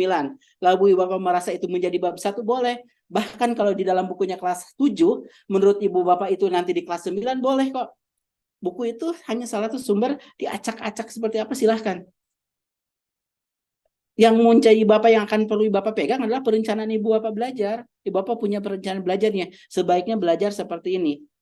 Pertama ngajarin ini, kalau menurut ibu bapak, oh ini tuntaskan dulu materi ini, jangan loncat-loncat. Ya sudah, ibu bapak utuhkan dulu, itulah perencanaan ibu bapak. Ada buku yang cocok pakai, ya silahkan cocok gitu. Kalau nggak ada cocok, bikin sendiri juga nggak apa-apa. Itu mungkin ya. Jadi buku sebagai salah satu sumber belajar, jadi bukan untuk diikuti. Ya, makanya ini bagian dari perangkat ajar juga kan, perangkat ajar gitu. Jadi jangan sampai terpaku ke buku. Jadi saya nggak bisa menjawab kenapa pemikirannya, mungkin yang bisa menjawab si penyusun matematika. Saya juga sama komentar terkait dengan buku yang walaupun saya ikut jadi penelaah gitu ya, reviewer pada saat menyusun buku matematika terutama di SD. Ini kenapa kok bilangan dihabiskan gitu. Tapi dia punya argumen sendiri. Bilangan menurut dia biar tuntas dulu bilangannya baru belajar yang lain-lain gitu. Kalau saya, pandangan saya nggak bisa seperti itu, lebih cenderungnya itulah hak masing-masing si penyusun gitu ya. Yang mungkin antara pemahaman dia dengan cara pengalaman dia, pengalaman antar satu orang dengan lain itu berbeda. Nah, buku ini adalah pengalaman si penyusun menerjemahkan ke dalam buku yang merasa menurut dia efektif seperti itu. Yang bisa jadi buku ini pada saat dia pengalaman dia berbeda dengan pengalaman yang lain. Oleh karena itu secara kebijakan pengalamannya ini jangan ibu bapak telan mentah-mentah kalau nggak cocok. Silahkan sesuaikan. Itu secara prinsip ya. Jadi bapak silahkan, buku ini kan sebagai salah satu sumber, kalau nggak cocok ya jangan diikuti gitu ya. Pakai menurut ibu bapak ramu aja mana yang paling cocok. Itu, kasih. Oke, baik. Terima kasih Pak Yogi sudah tercerahkan ya Bu Herlina. Jadi prinsipnya Pak Yogi ya Bu, nomor 3 ya. Oh Sorry. iya. Oh masih Karena ada udah Pak Yogi. jam 3 ya, saya ini ya, finishing untuk menjawab nomor 3 ya. Oke, silakan Pak. Bu Wita tadi ya gini. Permintaannya jangan berubah-ubah ya. Sebenarnya kalau berubah, kenapa berubah-ubah ibu apa gini? Sebenarnya pembaharuan ya pertama bukan karena ganti kurikulum juga gitu ya. Karena kan saya sudah menyatakan menteri kita sejak merdeka itu 31, kurikulum itu baru 11 gitu ya. Jadi kalau mau ganti kurikulum kurang 20 kurikulum gitu, baru ganti kurikulum. Nah, kenapa kita melakukan pembaharuan? Ya, sebenarnya 10 tahun itu sudah banyak yang berubah kok, banyak banget yang berubah. Kalau apa yang kurikulum ini kan sebagai alat gitu ya, tata cara mencapai tujuannya. Kalau tata caranya kita nggak sesuaikan, anak ini bisa jadi banyak yang sudah kurang relevannya. Kalau kita tidak lakukan pembaharuan, 10 tahun itu banyak yang berubah di berbagai keilmuan gitu ya, hampir semua keilmuan. Misalkan di IPA dulu terkait dengan planet diajarin Pluto bagian planet. Sekarang Pluto bukan bagian dari planet. Kalau dulu gitu ya diajarkan terkait dengan TIK cara ngetik Windows 97, 98. Kalau nggak dilakukan pembaharuan, bayangkan nih Bapak ngajarin 97, 98. Mungkin sudah nggak akan ketemu. Lalu di Pancasila, lalu diajarin pasal yang amandemen yang lama sebelum di amandemen. Lalu di IPS, kalau diajarin menteri pendidikan siapa, lalu nantinya menterinya yang lama nggak kita lakukan pembaharuan gitu ya. Lalu kompetensinya yang sudah kurang relevan gitu, nggak kita lakukan pembaharuan. Apalagi kompetensi yang dibutuhkan saat ini 10 tahun itu sudah banyak berubah, termasuk lapangan pekerjaan. Apalagi SMK, jangan 10 tahun nih Bapak, 6 bulan malah berubah. SMK itu harus bukan nunggu 10 tahun lagi, 6 bulan. Misalkan terkait dengan perhotelan, kalau asosiasi menetapkan tata cara pelayanan perhotelan, lalu kita pakai kurikulum 10 tahun lagi, jangankan nunggu 10 tahun, setahun yang lalu itu sudah berubah gitu. Teknologi apalagi, jangankan nunggu 10 tahun, 6 bulan berubah yakin tuh. Kalau kurikulum nggak menyesuaikan lalu nggak pakai yang lama gitu, ya itu bisa jadi kita bukan menyiapkan anak pada masa depan, tapi pemimpi masa lalu jangan-jangan. Kalau saya ke depan akan melakukan pembaharuan, ya kalau kompetensinya sudah berubah, sudah diganti ya harus segera kita lakukan penyesuaian gitu. Karena 10, kalau berbicara SMK jangankan 10 tahun, 1 tahun kami dikritik kok, itu udah berubah, itunya style nggak bisa diotak-atik gitu. Kalau di SMK di beberapa ini tuh 10 tahun itu sangat lama, sudah usang banget gitu ya. Apa yang dipelajari di SMK 10 tahun berubah sekarang, wah udah kelamaan gitu. Bahkan 6 bulan, 1 bulan. Jadi perlu penyesuaian. Jadi kita perlu cukup fleksibel penyesuaiannya gitu. Nah, banyak hal prinsip sebenarnya kalau Bapak pelajari, pembaharuan itu kita tidak pernah memulainya dari nol. Kalau Bapak cermati seluruhnya gitu, sekarang 80% lebih itu mungkin dengan K13 dengan sekarang itu masih banyak yang masih dipertahankan yang 18, nama mata pelajaran masih banyak yang sama, materi banyak yang sama, dan lain-lain. Jadi pembaharuan itu kita memperbaiki yang sudah tidak berlaku saat ini, sudah nggak cocok saat ini. Jadi banyak, makanya RPP K13 sama, sekarang juga sama kok K13 pakai RPP gitu. Masih banyak kok yang masih relevan. Jadi pembaharuan itu bukan ganti nol, enggak. Bahkan mungkin Bapak kalau tekuni bisa jadi 80%, 90% itu masih yang lama gitu. Beberapa bagian saja, tapi kita menggembar-gembarkannya bagian yang sisanya saja. Nah itu mungkin kenapa kita terus ya berdasarkan evaluasi, kalau memang sudah tidak berjalan dengan efektif, nggak bagus segala macam, dipertahankan. Lalu perkembangan zaman kalau sudah nyata-nyata sudah berubah, masa kita kekeh dengan yang lama gitu?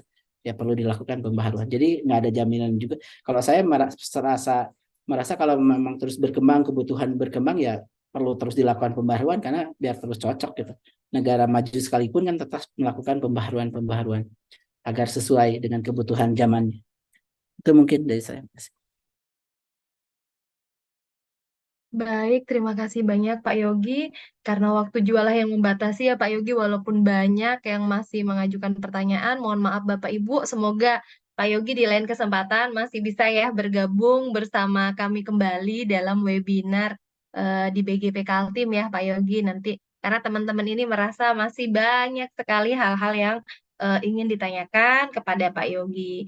Walaupun yang hari ini sudah cukup tadi menjawab keresahan kami-kami nih Pak Yogi di lapangan bahwa modul ajar itu tidak sesulit yang kita bayangkan, bahwa menerapkan kurikulum merdeka tidak perlu harus ribet ya Pak Yogi ya. Justru dengan kurikulum merdeka ini kembali pada esensinya, jadi memerdekakan guru, memerdekakan murid. Dan yang menjadi garis bawah adalah yang mengalami perubahan bukan dokumennya, tapi bagaimana pembelajarannya. Indikatornya dilihat dari proses pembelajarannya. Baik Bapak Ibu, sudah selesai sesi tanya jawab kita. Kita lanjut kepada sesi selanjutnya Pak Yogi. Jadi setiap webinar kami itu kami menyediakan door prize bagi rekan-rekan peserta yang telah bersedia menyimak dari awal hingga akhir. Jadi nanti di sini sudah sambil mengisi link ya Bapak Ibu, kita akan mengundi 10 door prize bagi Bapak Ibu peserta. Ya Pak Dayat sudah mulai eh, memasukkan, ia menampilkan well of name-nya, nanti akan dipilih untuk 10 peserta yang beruntung.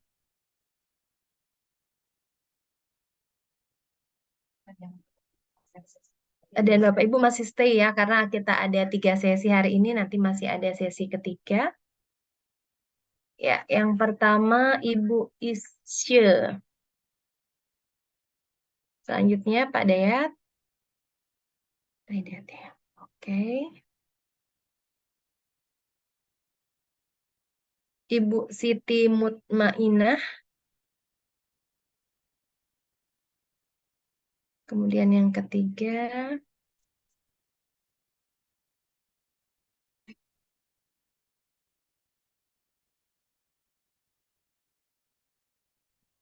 Bapak atau Ibu Masdin.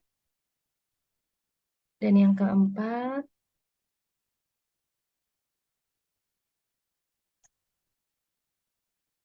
Ibu Selfie. Kemudian yang kelima,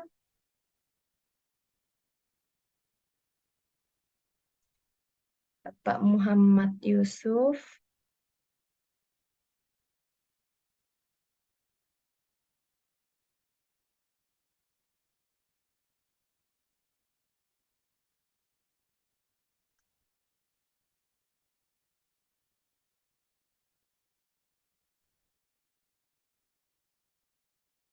Bu Desi, saya izin pamit ya Bu. Oh ya, terima kasih Pak Yogi. Makasih ya. Turnuhun. Izin pamit Ibu Bapak. Terima kasih Iya, banyak. terima kasih banyak Pak Yogi. Terima kasih banyak, Terima kasih Pak. banyak, Nanti Bapak. masih bisa bergabung bersama kami. Ya, Bu Weni.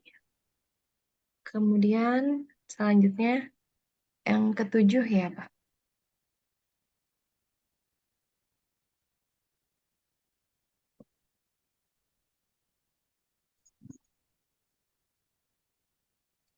Pak Jeffrey ya. Pak Jeffrey yang ke-8. Betul.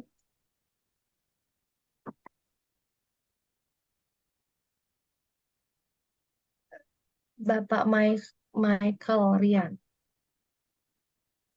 9.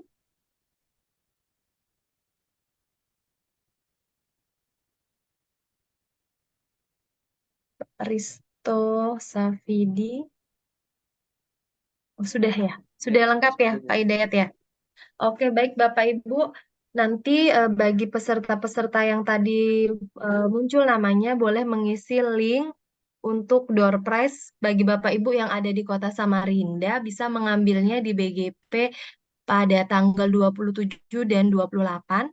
Untuk yang di luar Kota Samarinda, insya Allah nanti akan dikirimkan. Bapak Ibu harap mengisi link yang akan dibagikan untuk link pemenang. Bapak Ibu. Baik Bapak Ibu, kita sudah sampai di penghujung acara, bahkan waktunya mohon maaf berlebih lewat daripada waktu yang harus ditentukan. Bapak Ibu, terima kasih atas kerjasamanya, atas kolaborasinya bersedia menemani kami di sini untuk menyimak webinar kami.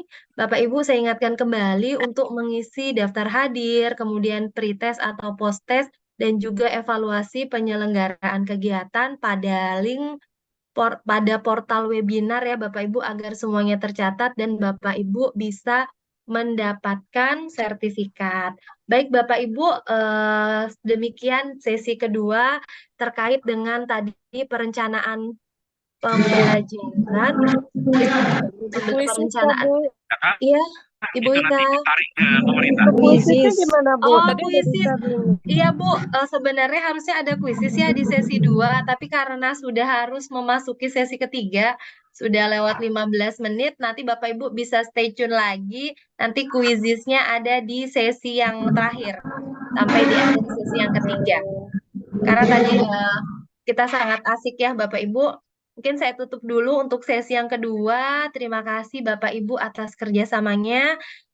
Esensinya adalah kurikulum merdeka itu tidak memberatkan kita, hanya kita yang terkadang salah dalam memahaminya. Seperti yang disampaikan tadi oleh Pak Yogi, mengutip dari pernyataan Kepala Badan bahwa yang mengalami transformasi adalah pembelajarannya. Jadi indikator Bapak Ibu itu berhasil melaksanakan kurikulum merdeka adalah terjadi perubahan dalam proses pembelajaran menjadi ke arah yang lebih baik.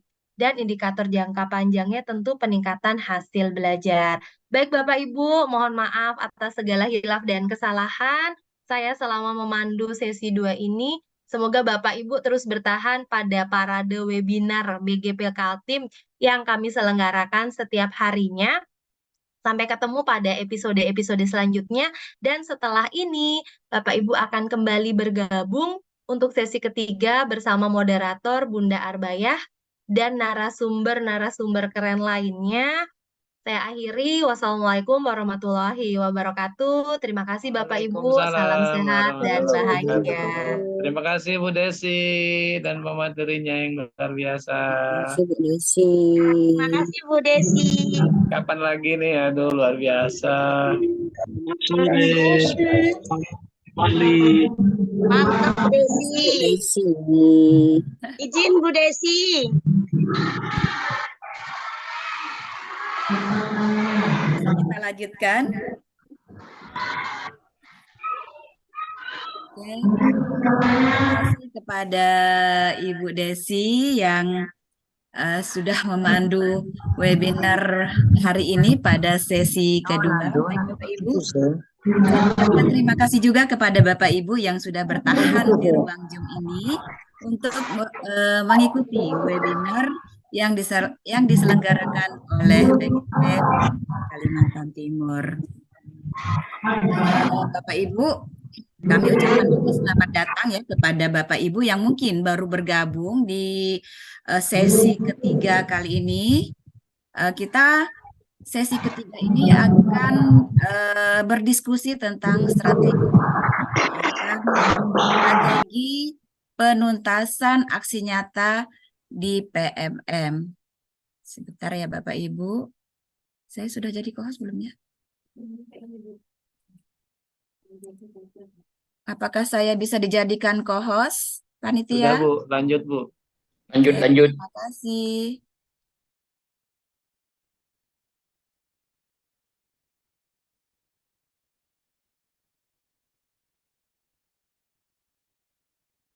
Oke, Bapak Ibu, selamat datang pada parade webinar Kayuh Bebaya bersama BGP Provinsi Kalimantan Timur dalam rangka Hari Guru Nasional tahun 2023.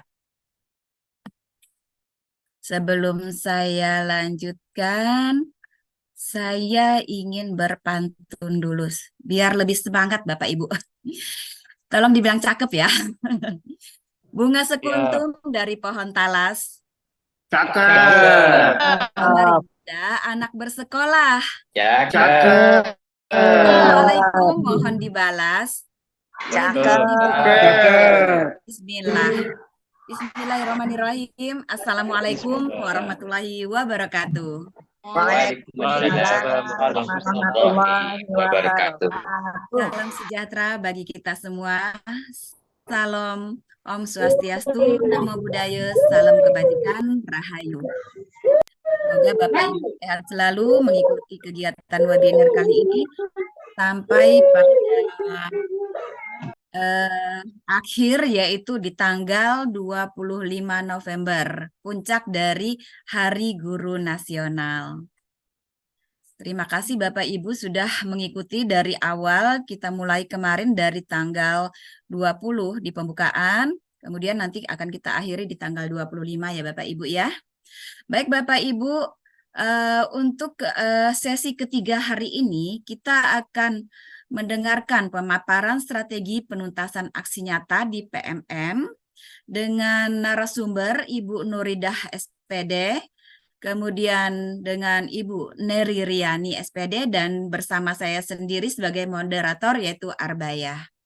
Bapak Ibu, untuk kesepakatan kelas tadi sudah dibacakan di sesi pertama dan sesi kedua, kita lanjut saja. Dan mudah-mudahan Bapak Ibu tetap bisa membuka layarnya agar terlihat bahwa kita aktif mengikuti kegiatan hari ini Bapak Ibu. Baik Bapak Ibu, kita lanjut saja untuk memperkenalkan narasumber pertama kita, dan kita sapa dulu Bapak Ibu Nuridah SPD. Apakah Ibu sudah ada di ruangan kita? Assalamualaikum Bu Nuridah. Waalaikumsalam warahmatullahi wabarakatuh. Alhamdulillah sudah hadir, Bunda. Terima kasih Bu Nuridah. Ibu Nuridah adalah Kepala KBTKIT Arazwa Samarinda. Bapak Ibu bisa lihat banyak sekali pengalaman beliau sebagai narasumber, dan salah satunya akan saya bacakan yaitu narasumber pembelajaran berdiferensiasi bersama Pemkot dan Kominfo Kota Samarinda dalam rangka Hari Anak Nasional. Ini sederet pengalaman beliau ya Bapak Ibu, tidak perlu saya bacakan karena waktu kita sudah terlewati banyak seperti itu. Baik Bapak Ibu, untuk narasumber kedua ada Ibu Neri Riani SPD. Selamat sore Ibu Neri Riani. Selamat sore Ibu. Terima kasih sudah hadir di ruangan ini. Dan Ibu Neri Riani ini adalah guru di SD di mana Bu Niriani? SNPN 1 Barong Tongko. Oh, Barong Tongko, jauh sekali, Masya Allah, luar biasa. Dan ini pengalaman Bu Neri Riani, beliau adalah salah satu guru penggerak Angkatan 4 Kabupaten Kutai Barat. Bapak Ibu, kita akan mendengarkan pemaparan langsung dari narasumber pertama, yaitu Ibu Nuridah, terkait dengan strategi penuntasan aksi nyata. Kepada Ibu Nuridah, disilakan. Mungkin saya Baik. ingatkan bahwa masing-masing narasumber itu mempunyai waktu 20 menit ya. Kepada Ibu narasumber, mohon mengisi waktunya. Ya, disilakan kepada Ibu Nuridah. Baik, terima kasih Bunda Arbaya. Sebelumnya, Assalamualaikum warahmatullahi wabarakatuh. Selamat sore, salam sejahtera untuk kita semuanya. Alhamdulillah, berbahagia sekali ketika di Etam Kayu Bebaya ini dalam rangka Hari Pendidikan Nasional, saya diberikan kesempatan untuk bisa bersama-sama berpartisipasi di sini. Alhamdulillah, kali ini kita berdua, saya dengan Ibu Neri Riani ya dari Barong Tonggok tadi, diberikan amanah untuk menyampaikan materi tentang strategi tuntas aksi nyata. Baik Bapak Ibu sekalian, karena waktu sudah sore ya, dari pagi Alhamdulillah kita semuanya masih stay tune di sini. Semoga apapun yang kita lakukan, senantiasa kita diberikan keberkahan atas ikhtiar semua yang kita lakukan. Bu Arbaya, bolehkah saya berpantun juga sedikit? Karena sudah sore untuk membangun semangat kita bersama. Silakan Ibu. Burung, baik, semoga yang lain juga bisa cakepnya ya, atau cantik ya, karena saya perempuan. Burung pipit terbang jauh di awan. Jatuh di Blok M, tepat di atas kereta. Guru keren adalah dia yang tidak ketinggalan zaman. Yang selesaikan PMM sampai dengan aksi nyata. Ya, kira-kira. Baik, karena waktu terus berjalan dan kita hanya diberikan waktu selama 20 menit, saya langsung saja nggih.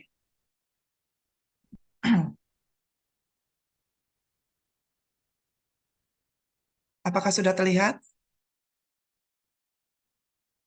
Belum. Ya, oke. Baik, ini adalah strategi sukses aksi nyata, oke ya. Dalam rangka parade webinar Etam Kayu Bebaya bersama BKP Provinsi Kalimantan Timur. Alhamdulillah, kita lanjut. Alhamdulillah ini tadi perkenalan tentang sekelumit saya. Namun tadi Bu Arbaya sudah menyampaikan. Saya adalah Kepala KBTKIT Arajua Samarinda, yang alhamdulillah menjadi sekolah penggerak pada angkatan 1 dan kebetulan juga menjadi narasumber di angkatan 1. Baik, kita langsung saja Bapak Ibu ya, karena waktu terus berjalan. Kali ini kita akan membahas tentang aksi nyata yang berada di platform Merdeka Mengajar. Karena kita semuanya biasanya sering tuh mengerjakan PMM, tapi biasanya tidak selesai sampai dengan aksi nyata, dan kita banyak yang madep di situ. Apa itu PMM atau platform Merdeka Mengajar? Platform Merdeka Mengajar adalah pendidikan daring atau online learning yang dikembangkan oleh Kementerian Pendidikan dan Kebudayaan Republik Indonesia. Platform ini ditujukan untuk guru dan tenaga kependidikan yang menyediakan program pelatihan dan sumber belajar untuk membantu mereka memperkaya wawasan dan keterampilan mereka dalam memberikan pendidikan yang efektif. Merdeka Mengajar mencakup berbagai topik, termasuk teknologi pembelajaran, manajemen kelas, dan pengembangan profesional. Mohon maaf. Dan menawarkan pelatihan berkualitas tinggi yang disampaikan oleh para ahli dan praktisi pendidikan.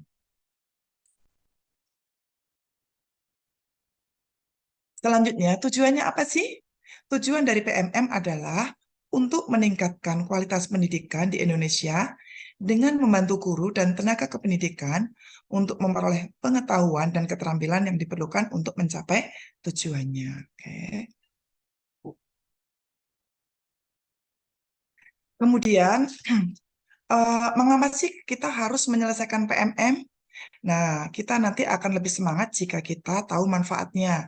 Yang pertama adalah manfaat dari platform Merdeka Mengajar. Yang pertama, ini adalah merupakan pelatihan profesional bagi guru untuk membantu guru dalam memperkaya pengetahuan dan keterampilan kita semuanya. Kita yakin bahwa guru harus diasah. Kalau dulu waktu kita belum ada PMM, ketika kita mau belajar, tentu kita banyak bersusah payah. Yang pertama adalah tentu kita harus mengeluarkan dana untuk mengikuti pelatihan, kemudian transportasi, dan lain sebagainya. Alhamdulillah kalau sekarang kita sudah dimudahkan.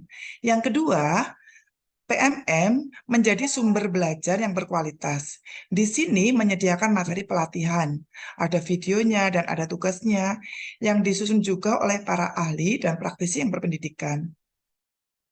Yang ketiga, berkolaborasi dengan rekan sejawat untuk memfasilitasi interaksi antara guru dan tenaga kependidikan sebagai tempat berkolaborasi dan belajar bersama.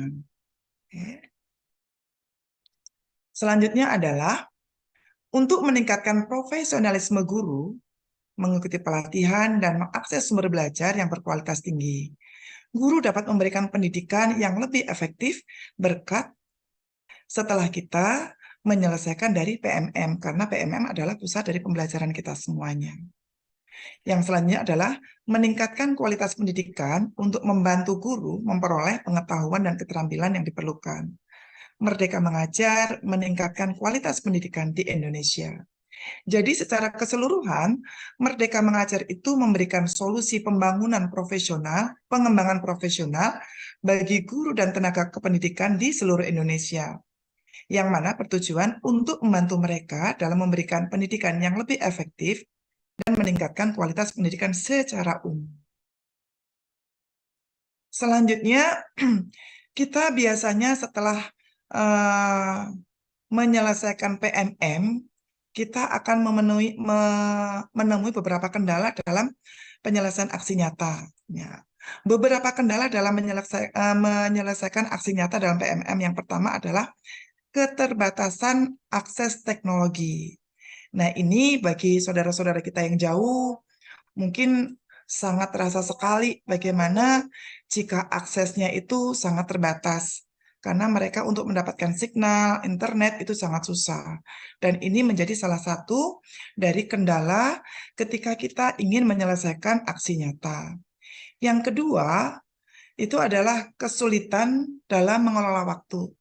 Bapak Ibu semuanya, saya paham bahwa kita semuanya ini tugasnya tidak hanya belajar, tetapi tugas kita adalah juga mengajar. Maka jika kita tidak bisa mengelola waktu atau memanajemen waktu dengan baik, maka kita akan kepayahan dalam menyelesaikan atau membuka bahkan menyelesaikan PMM, apalagi aksi nyatanya. Kita akan kerepotan dengan waktu yang telah kita habiskan karena kita dari pagi sampai tengah hari ataupun sore bagi sekolah yang boarding school atau mungkin sekolah full day school, itu sampai sore dia memerlukan waktu yang sangat banyak. Sementara dia juga harus tetap belajar. Di sini kita dituntut pandai-pandai untuk bisa mengelola waktu dengan baik. Kapan kita belajar dan kapan kita harus mengajar. Oke. Selanjutnya adalah tantangan komunikasi jarak jauh. Ini juga menjadi salah satu hambatan buat kita semuanya jika kita ingin menyelesaikan PMM.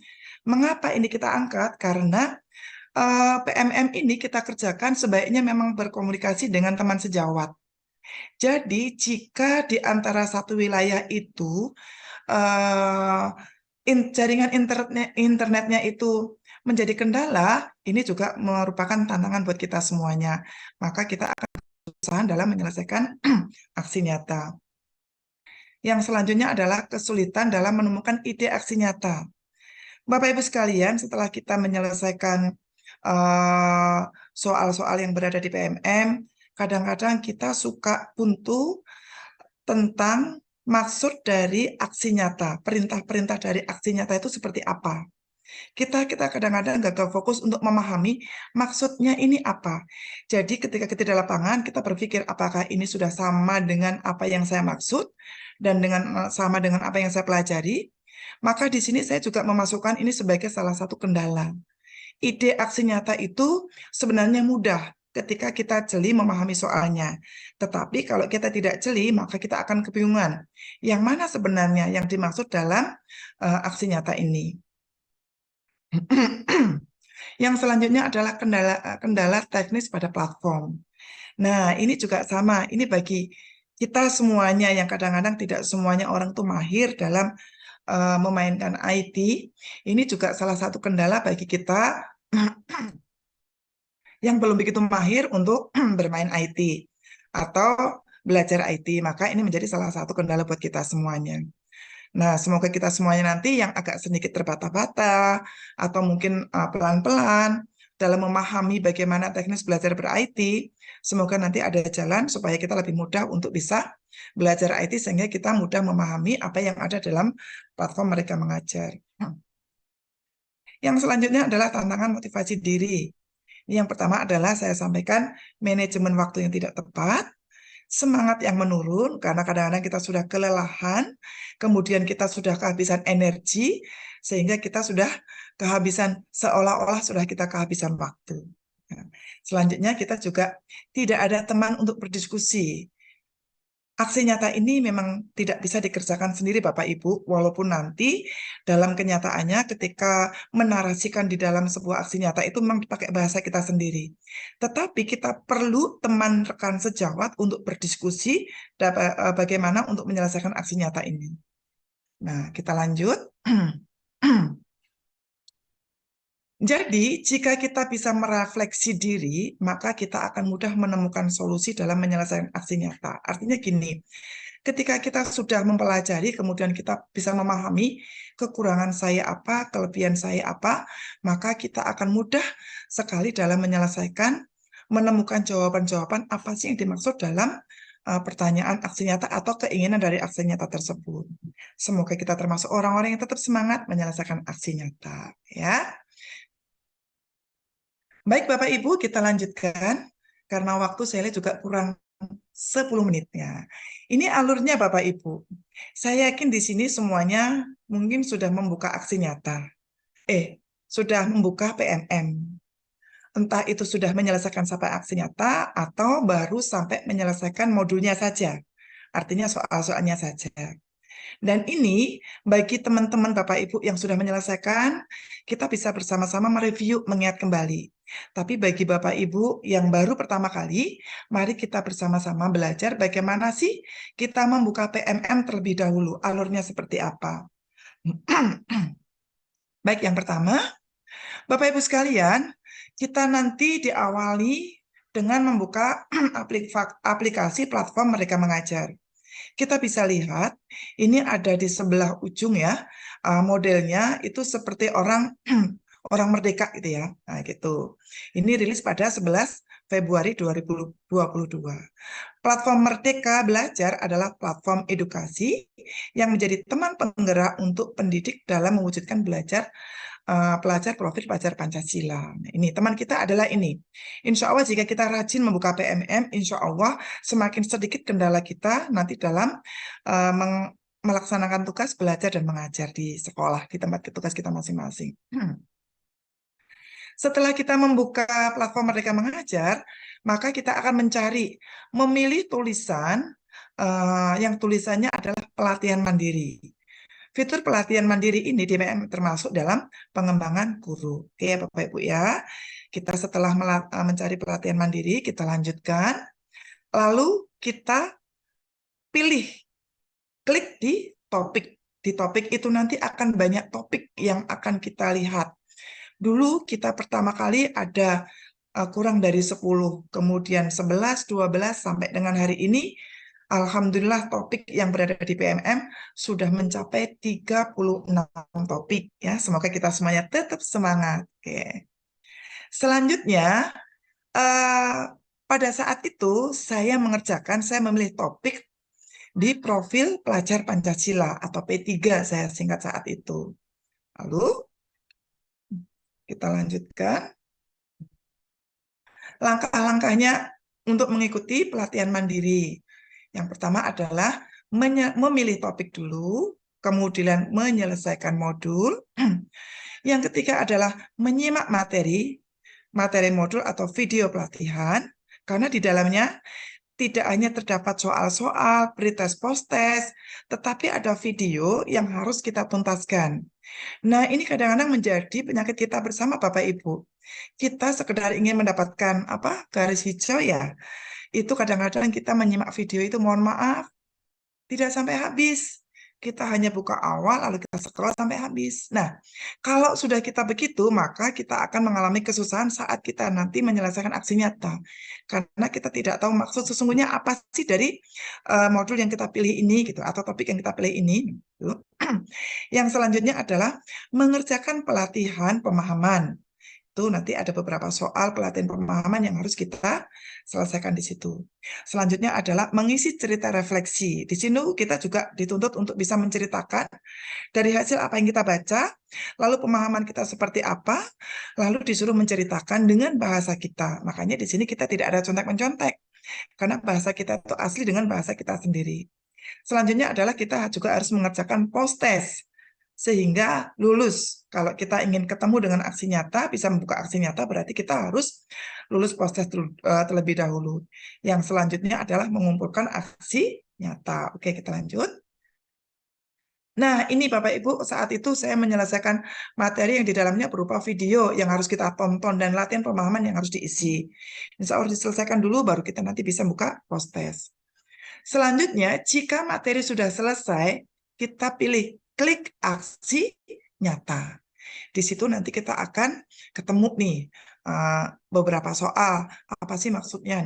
Aksi nyata adalah bentuk praktek pemahaman kita semuanya terhadap topik yang telah dipelajari dalam platform Merdeka Mengajar. Jadi ketika kita sudah selesai mengerjakan post-test atau modul yang berada dalam topik tersebut untuk menyelesaikan aksi nyata, kita dituntut untuk memahami secara detail dulu, karena supaya kita betul-betul paham apa sih maksud dari topik ini, gitu.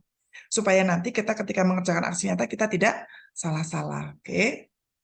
Lalu, pilih aksi nyata. Karena saya kebetulan sebagai kepala sekolah, maka saya memilih pada evaluasi program kurikulum kepala sekolah. Ini saya spesifik.